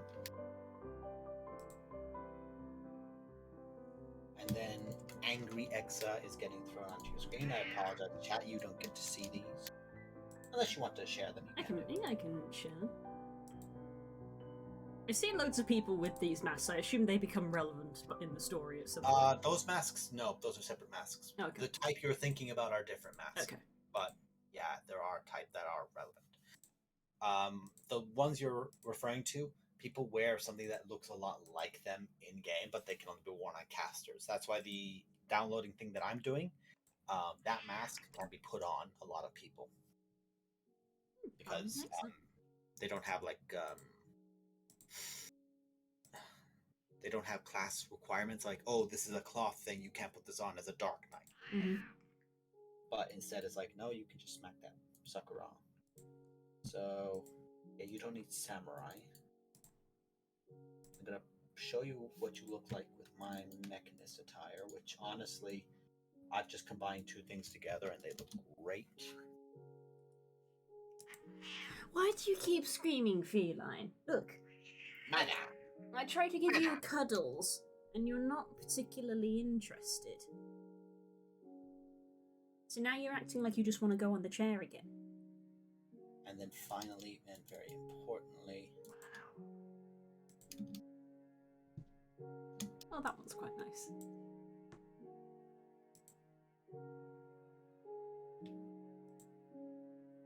also, when you're at a certain Ooh, angle, cool. one of these looks like you're basically like running your hand through your hair and you're throwing it out like a lady style. But Oh, that's from a cool the side, it looks pose. like you're just doing like a. And then throwing out these. And then finally, enjoy you as a gunbreaker. Which is kind of awesome, but also hilarious because your outfit does, like, it looks like you're wearing a jacket, like Tradane's jacket or something on Exit. I'm like, that jacket's too big for you, ma'am. It's like, that won't stop. It does look too big for her.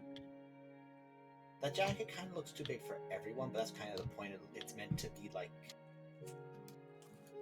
it's a suit of Kevlar kind of under it as well. Oh. Right. So that's me. I'm kind of content to leave that there with my ones, but what I will do is I will show you. I'll send you over a few of these. So, firstly, I don't care what anyone says. She is far more photogenic than you. And over a few of these that I like. One or two of these that I'm content with. By the way, you're just gonna get a lot more of these, but you can chat whichever one of these you like. And I will also send these to Curls because Curls deserves rights.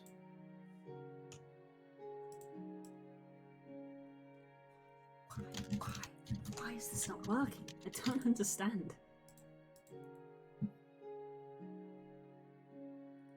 I tried to send it, but even Discord was like, bruh, that's too many files.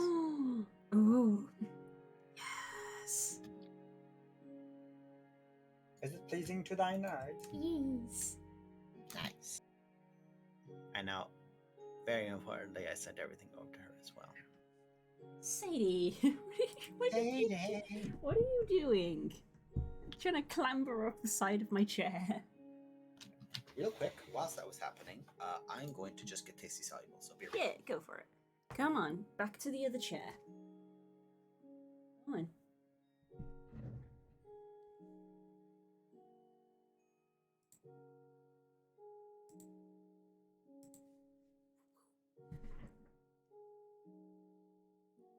Why is this not working?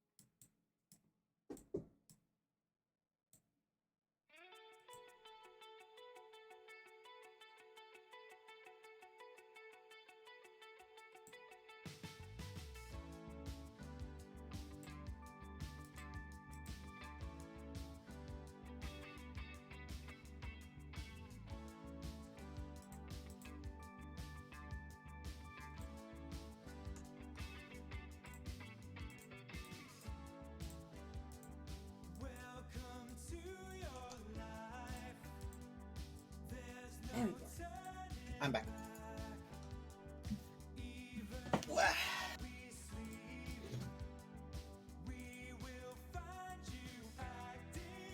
She's upset that someone didn't upload her emote yet. She's working on it. She's got other stuff she's doing. So I got distracted. The ADHD distraction is real. Also, she's left the room. She's lost interest, much like me. Also, we're in absolutely no race to do emotes. It'll keep. Yeah.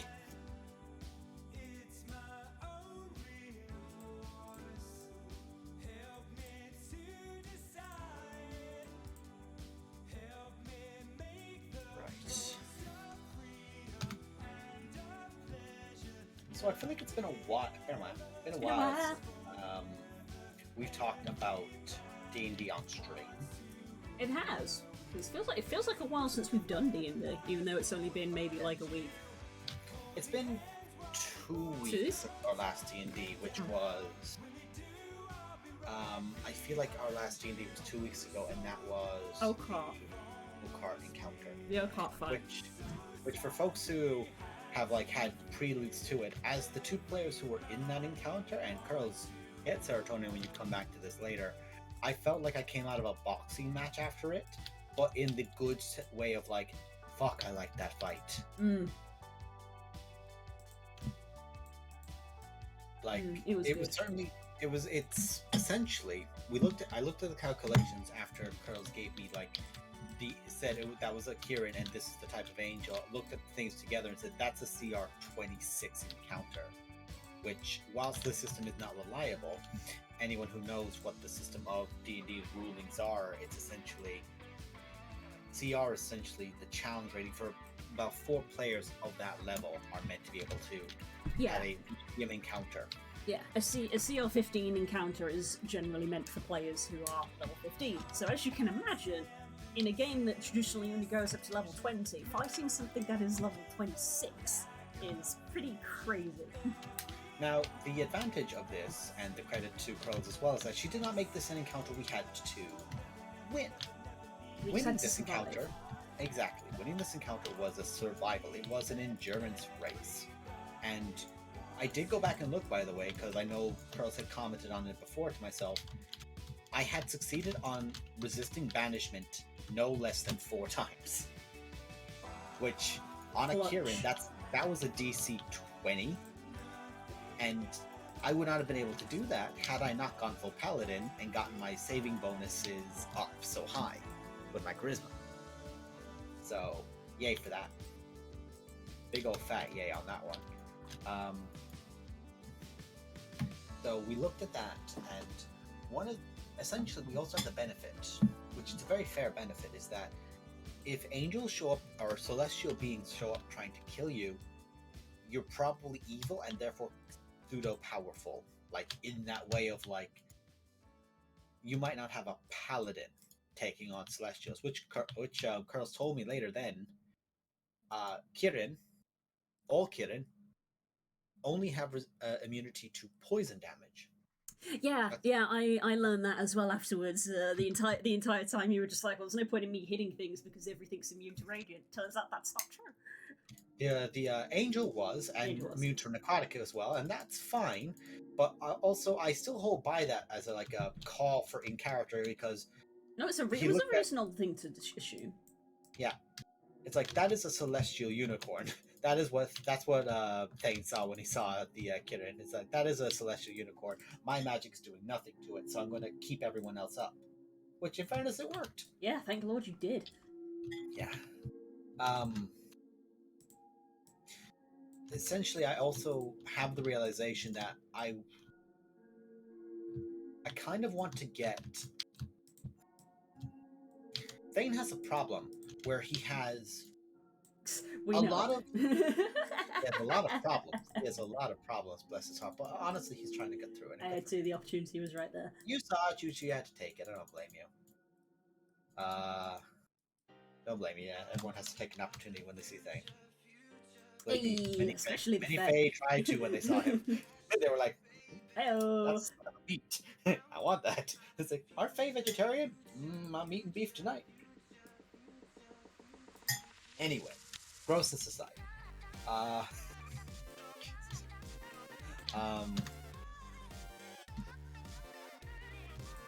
have 2 things I want to go with him. That's how bad you got me with that, as I nearly forgot what I was going on my point with. I have 2 things I want to go for. Either the feat that allows you to concentrate on 2 things at the same time, or Warcaster. Both of which are fitting for Thane on he's trying to concentrate on holding several things at the same time, because he overexerts himself in that way and pushes himself. But just pure charisma is just better. Because it gives me bonus spells, it gives me bonus to my saving throws. Literally, to all my saving throws get a +1 whenever my charisma goes up, which is awesome. That cannot be denied as an incredibly useful thing. Oh yeah. But I have so many different things that I want to always have ready or casting that I kind of have the issue of I have too many spells I want to cast. Yes. Which honestly it's a benefit of some of them didn't need to be casted constantly. For example, Thane only needed to do calm emotions at the start to get people to have their saving throws suppressed, and then they could act normally. Yeah. The angel, of course, which by the way, I look back at that and go, now knowing what that angel could do, fuck, I made the right call. If all three of you had been that, it was just like, okay, they're all paralyzed. Now it's just Thane, and they just have to banish Thane. And I'm like, how about now? They just wakes up in the material plane one day and just goes, something is wrong. Yeah, because he gets sent back, but he gets sent back from the Feywild, so he forgets what he was doing. Exactly. No memory, just knows that something is wrong. I had a hilarious thought. I talked to Curls about this. I talked a little bit to Stacey about it too. Because of course I've fallen very deeply into the Dark Souls and the Souls games concepts. Really? Really? Me? Really? We hadn't noticed. No. One of the final DLC for Dark Souls 3 has a character called Slave Knight Gale. He's a character you interact with in Dark Souls 3. And the concept is that he survived akin to as if the player from the first game had just kept going, had survived. Now, of course, he has not done the things the player has in those separate games, but he's lived through those ages, which can only work in the Dark Souls setting because he has something he believes in, and he's not willing to give up on, so he's not gone hollow. For example, one character says, oh, people are just going to keep failing, that's just how it is, and like, he seems very despondent, but he doesn't go hollow. He doesn't lose himself because he believes people will keep failing. You succeed constantly and prove that someone can succeed, so you break what he believes in, and he goes hollow. Gale keeps what he's holding on to. So I've talked with Curls because it would be a crazy concept if time didn't work out in our favor and I got banished back and you guys came back months, weeks, or years later, and you essentially, just to see what happened, you go to Serpent's Head, you go to the final point, and there's just Slave Knight Thane in the way of like this haggard, exhausted, old, beaten, like the sword is chipped and damaged, the armor is ragged and torn, but it's just Thane stopping anyone from getting near it, holding it.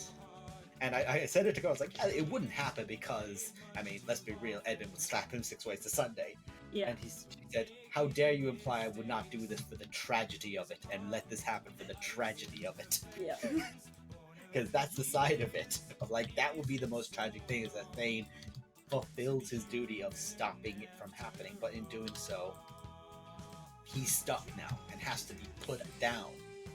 Because what happens when the Redeemer is the one who breaks? And he doesn't break in the traditional I've gone evil, it's the way of all he knows is stopping anyone from getting close to him and to this. That's it. That's all he's been able to do. And there's that concept of it, of like it's a terrible ending, it's a tragedy, but it's still a win, and that's what's fucked about it, is that Mara doesn't succeed, Edmund doesn't succeed, neither succeed, but he still loses, and that's good writing. I like that. That's a fun little AU concept in my head. I like that. Yeah, you like a happy ending but tragic. Yeah, I mean that's a happy for everyone else. The only person is not happy for is Thane, which Thane is honestly fine with. And then the rest of the group comes in and is just like, "Come here, bitch! You're getting a good ending too, whether you like it or not." But that's the thing, is like the character does not literally. I would just like, oh, happiness be upon ye. Like the Thane would literally just like, I would just raise my hands up and say, Curls, it's not my character anymore. Who Thane is now is gone from who he was as a player. Go on. And she remodels fucking Edmund's Lord of Hell stat block so that Thane fights as a decent combatant against the three of them, and it goes. And there's your tragedy. There's your fun tragedy.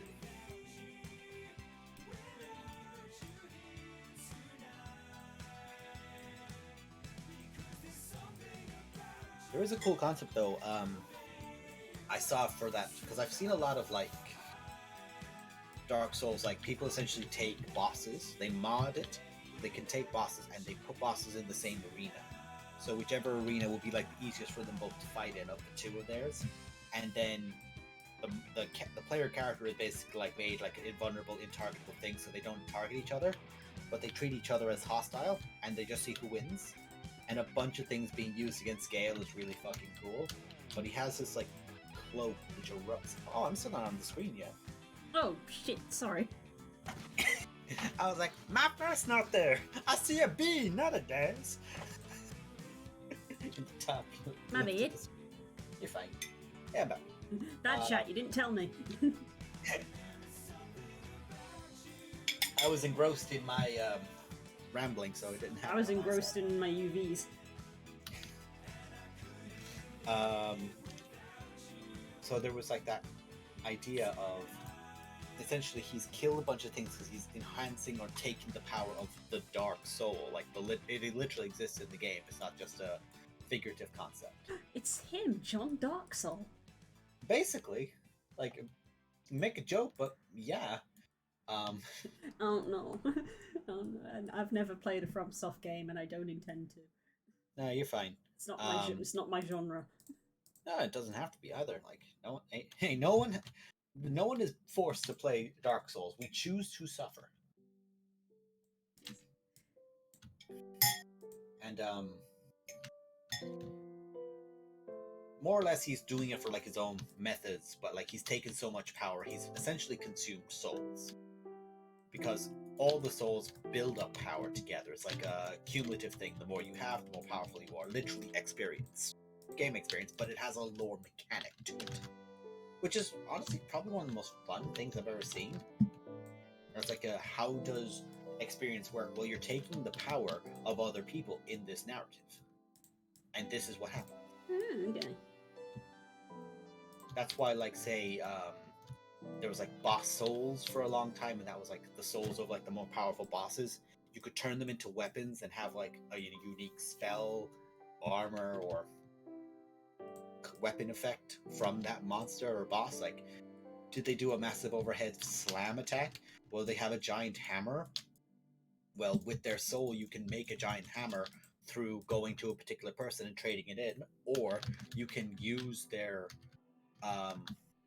soul to gain a fuck ton of more souls because it's incredibly valuable and powerful, and spend them in leveling up because it costs a number of souls each time, but the number goes up because it's more difficult to get more and more powerful. So like he has all these souls built into him, and like he's got this like tattered, haggard red cloak, but throughout the fight it erupts with souls coming out of it, and I looked at that and said, that's just Spirit Shroud. That is literally Spirit Shroud for Thane, which Thane hasn't used yet in game, and Tala is not gonna like how it's described. No. It's like Thane calls out for help, and literally the souls of dead soldiers who fought with him before literally just go, "Hey, we're tagging in for 10 minutes for like a minute."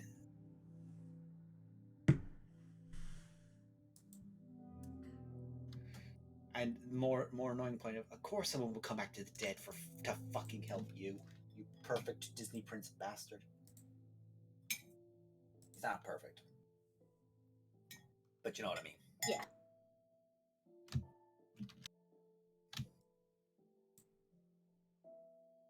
I failed with that, with the character concept early on, but it's one thing I try to do more now is like make him insufferably charismatic, in that you can't help but look at him and at least say, I can get why people would listen to him or follow him. Oh yeah. I saw a great thing about like why certain characters do certain things, and like it's a Marvel thing, but it's essentially where Civil War happens and it's Tony Stark versus Iron Man, and Cap is almost always, actually, is what I love, is that Cap very rarely actually works in direct agreement with whatever the government says in the States, which, you know, says a lot. When it's like, hey, this is the ideal of Captain America. This guy is America. And he goes, hey, The system's fucked, guys. It's like, what? No. He doesn't mean that. He has a cold. He's delirious. Don't worry about it. Like, no, Cap doesn't like it. So a thing happens, and eventually they say, okay, we need to like keep a marker of all the heroes before this gets too fucking ridiculous. And Cap goes, this is literally infringing on all of their rights and safeties. No, they're trying to control people and have us more or less working for them, which is too dangerous. We should be our own entity. Their moral things clash, but it's the thing of like, Tony doesn't hold anything against anyone who works with Captain America or Captain America because, one, it's like, of course Cap is going to do that. He's Captain fucking America. You know, like, you believe the character would naturally move to doing these certain actions. Mhm. And the way this character believes so intently in himself, other people will follow him due to that drivenness to it. Which is fucking awesome. I love it when it happens.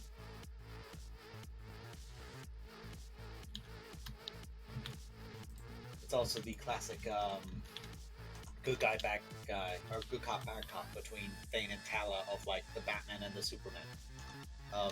Here is the like is aware of the weaknesses of the world, has been on that like dirty ground level of it, and there's the guy whose head's in the clouds of it.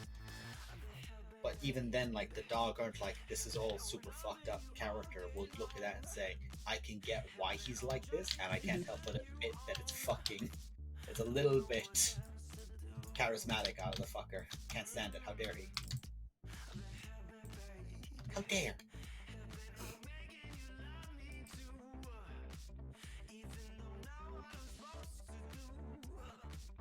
He had a blip there or something. Oh. Very small. I noticed my chat reloaded for some reason.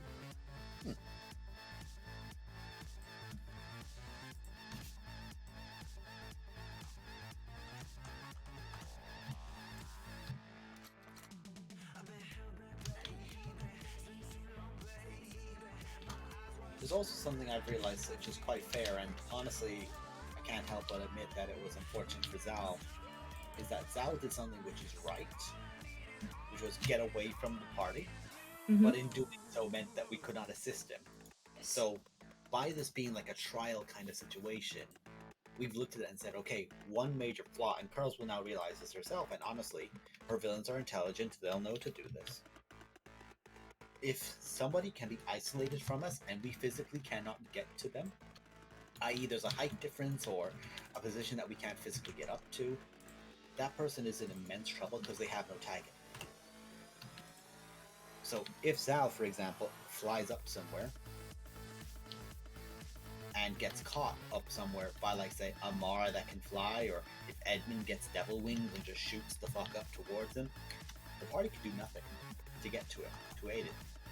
So it's something we can be aware of for the future. Because, like, until that goes wrong, we don't realize that there's a threat there.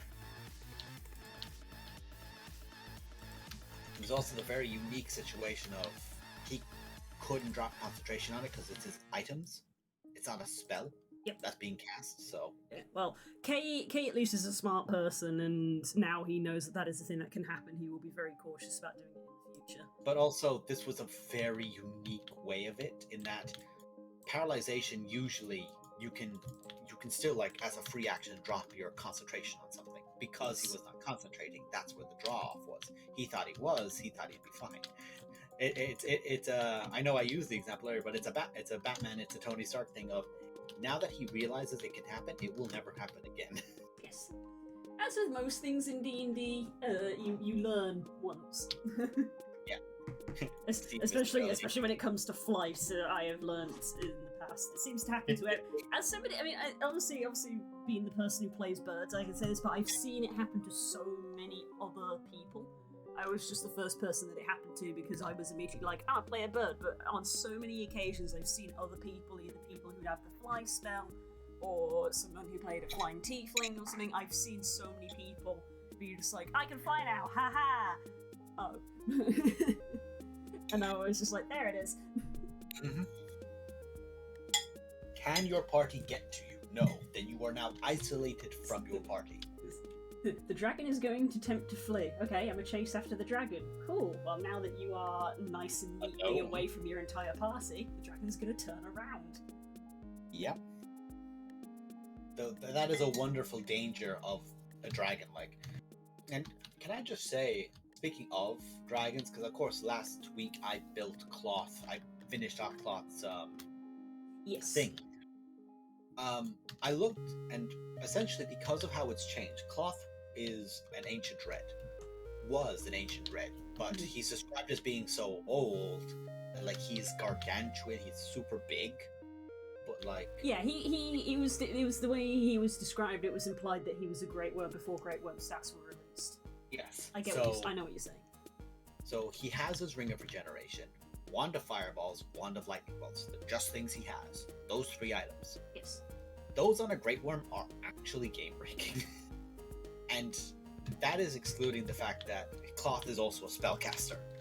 I looked at all these things and said, this is literally a lich with like the most souped up, not a lich. Lich is not a fair term, but in the case of like, here's a high tier spellcaster who's super powerful that also has a fucking stat block of a jacked up giant.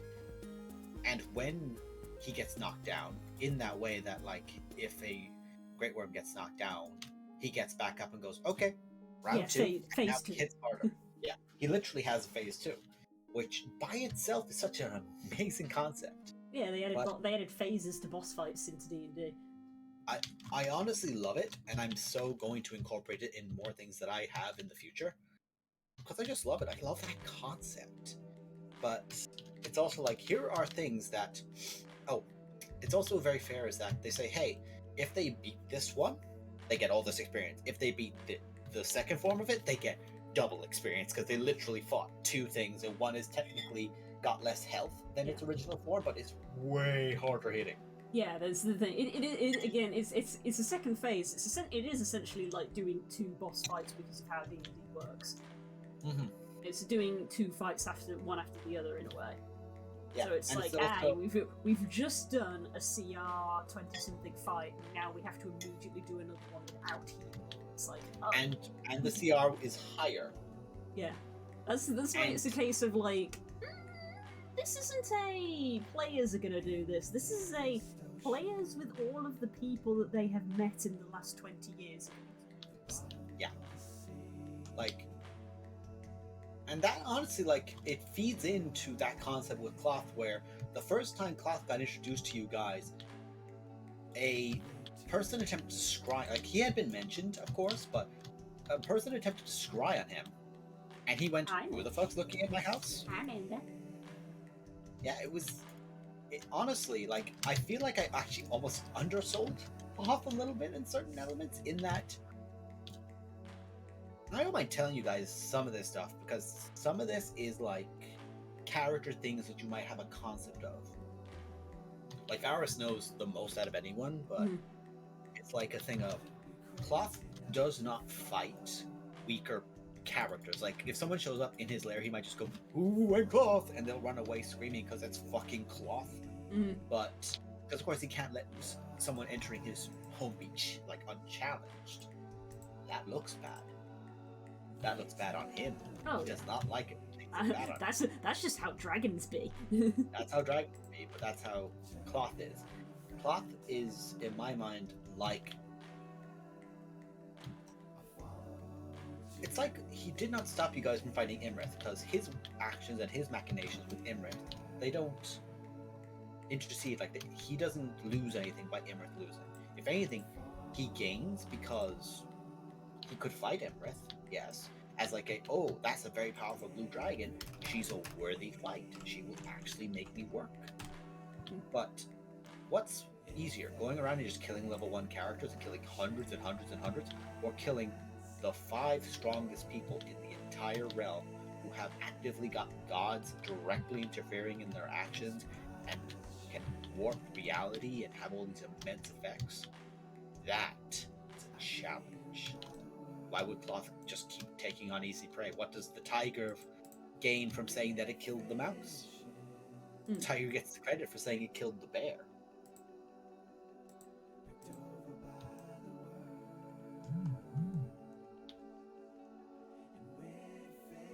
Also, great worms move too fast. Yes, correct. They move too fucking fast. It's like, you are meant to be a shit brick house. How are you that fast? And the dragon just looks at you and just says, I'm just fast, bro. I'm just fast. Gotta go fast. You're too slow. Cloth is a Sonic main, confirmed.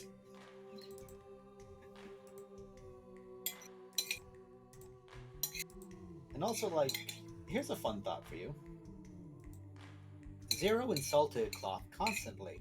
Mm-hmm. Made a mockery of Cloth in some cases. Or tried to. Did Cloth kill him? No. Did Cloth influence certain events to make Zero become the most hated man in all of Faerun, and for all of his closest friends to have to try to kill him at one point? Yes.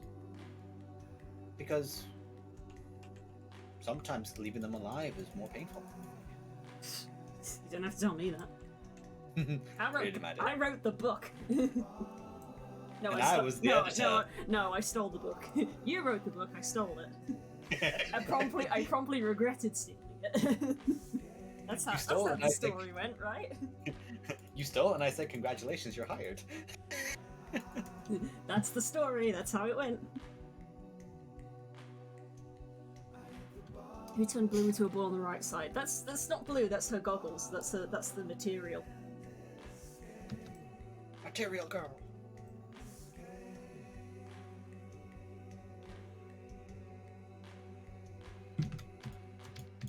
Also, I've gotten to Well, my old enemy, the specular map. I was gonna say the sphere. Circles? One fear. Oh god, how did these work again? I struggled with this for a long time before.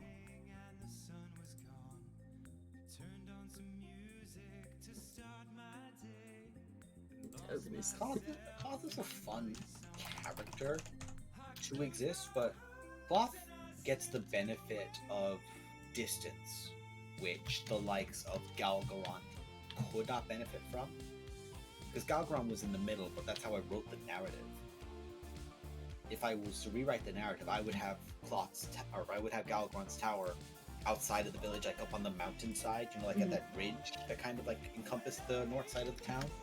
And it's like he is not in the middle of the town, he is away from the town. He is separate to the town. The town's affairs do not directly correlate to his, and then that also gives him the ambiguity of being away from you guys. You don't fully know what he's thinking or planning sometimes. But you know what? Can be fun. Mm-hmm. But that's just like something I'd learn for the future, you know? Oh yeah, it's something, you know, you're always constantly growing and evolving and learning new things. Oh yeah.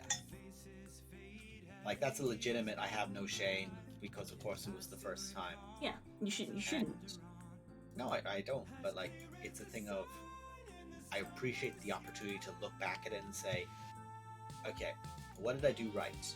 Crumble bottom. Hell Why yes. did I do crumble bottom Fuck. right? I just mentioned it and you panicked. My dear, what happened? You seem like you got a bit nervous. How's that for a nervous Twitch chat?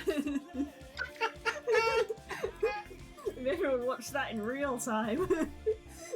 Now watch it again in slow motion.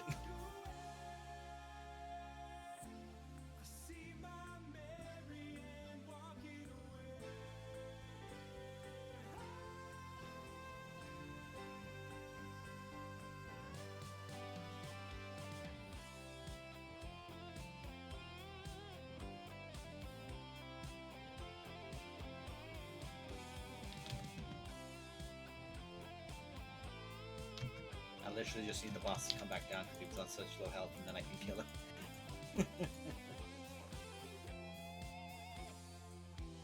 Thank you. Fuck. Hey. Fabric. Unable to gain the hive. Ah.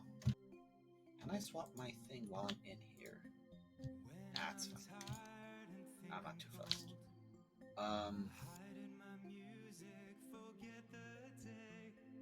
But like say, And that's something I do enjoy as well. It's like, I can even look back at things like, oh well, Galgron was powerful, but Galgron was also weaker. Why was Galgron weaker? Well, Galgron lost the favor of his father, which is literally Bahamut, so he's not as powerful. He also can't heal himself. He can't be healed magically. He has to naturally restore himself. Which, when you're that old, can take a lot longer. Cloth is sat there with the fucking free personal, what's it again? Private healthcare with the Ring of Regeneration. Like, just sat in the corner going, oh, you can't heal yourself that easy? Sucks to be you.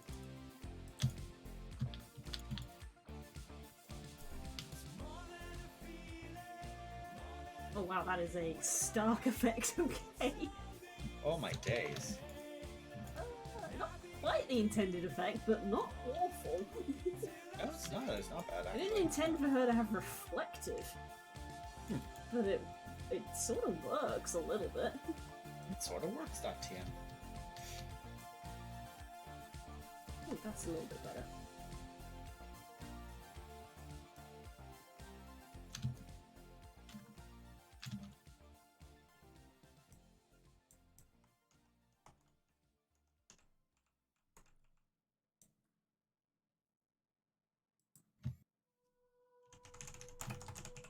I also had like an interesting thought about Cloth, where even if there comes a time where like you guys might say, okay, well, we're not fighting Cloth, but we need to get something from Cloth, and you have an interaction with him, Cloth might literally just go, how about we just fight? Literally, because he is that hungry to engage you guys in a fight that he's just like, just did. And then there's that thing of, oh, he's fucking Goku. He's literally seeing people who are strong, and he just like, I want to fight you so badly. I want to kick your ass so bad. Blue, I was so raptured with dragons. It's 10 past 11. Oh god, it is. Mm-hmm. Well, there we go. It's time that we should end, really. Yeah. Well, I think I've pretty much done the progress that I wanted to. It needs tweaking with the specular maps, but the overall goal is there, and that Blue's goggles now have their UVs and the basic texture applied, which I can now play with, which means that when Artstream happens next week, you will not see this model. I will probably be back to doing drawing. This is now at the point where I am going to leave it for a while and take a break from it. I'm quite happy with it. I'm probably going to vibe in VR with it for a while. And Hell yeah.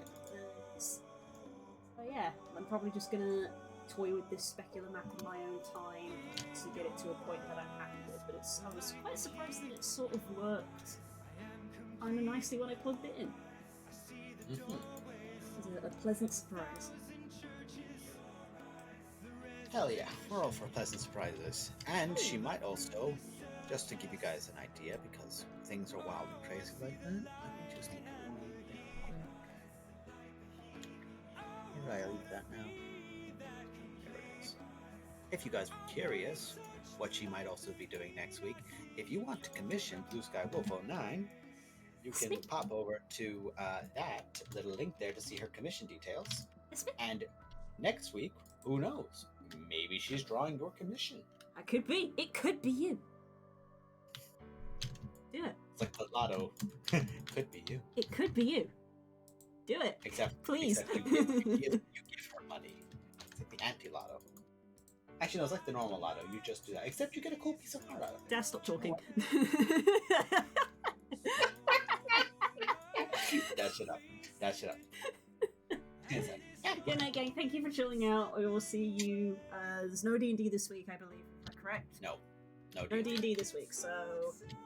Don't know. If I don't stream in the interim, then I will see you next Tuesday. If I do, you will have to follow me on Twitter to find out, because that's when I announce when I'm streaming. So just Hell yeah. follow me there. You can also follow us on Twitter as well. He has his Twitter underneath him. Thank you very much for keeping me company. Yes, it is always very much appreciated. Yeah, it was a pleasure. We love you Don't all forget, very guys. much. Just one thing before we go. Don't forget, if you need to keep updates on artists that you like, you can hit the little notification thing on Twitter. Yes. And that lets you get it in the notification section when they post. Twitter can be a nightmare at times for that, so that is how you keep track. We live and die by the algorithm, and the algorithm does not favor us, but we do what we The can. algorithm does. Right, thank you very much for watching, guys. We're going to leave it here. Take care. We'll see you when we see you. See ya when we see ya. Bye bye.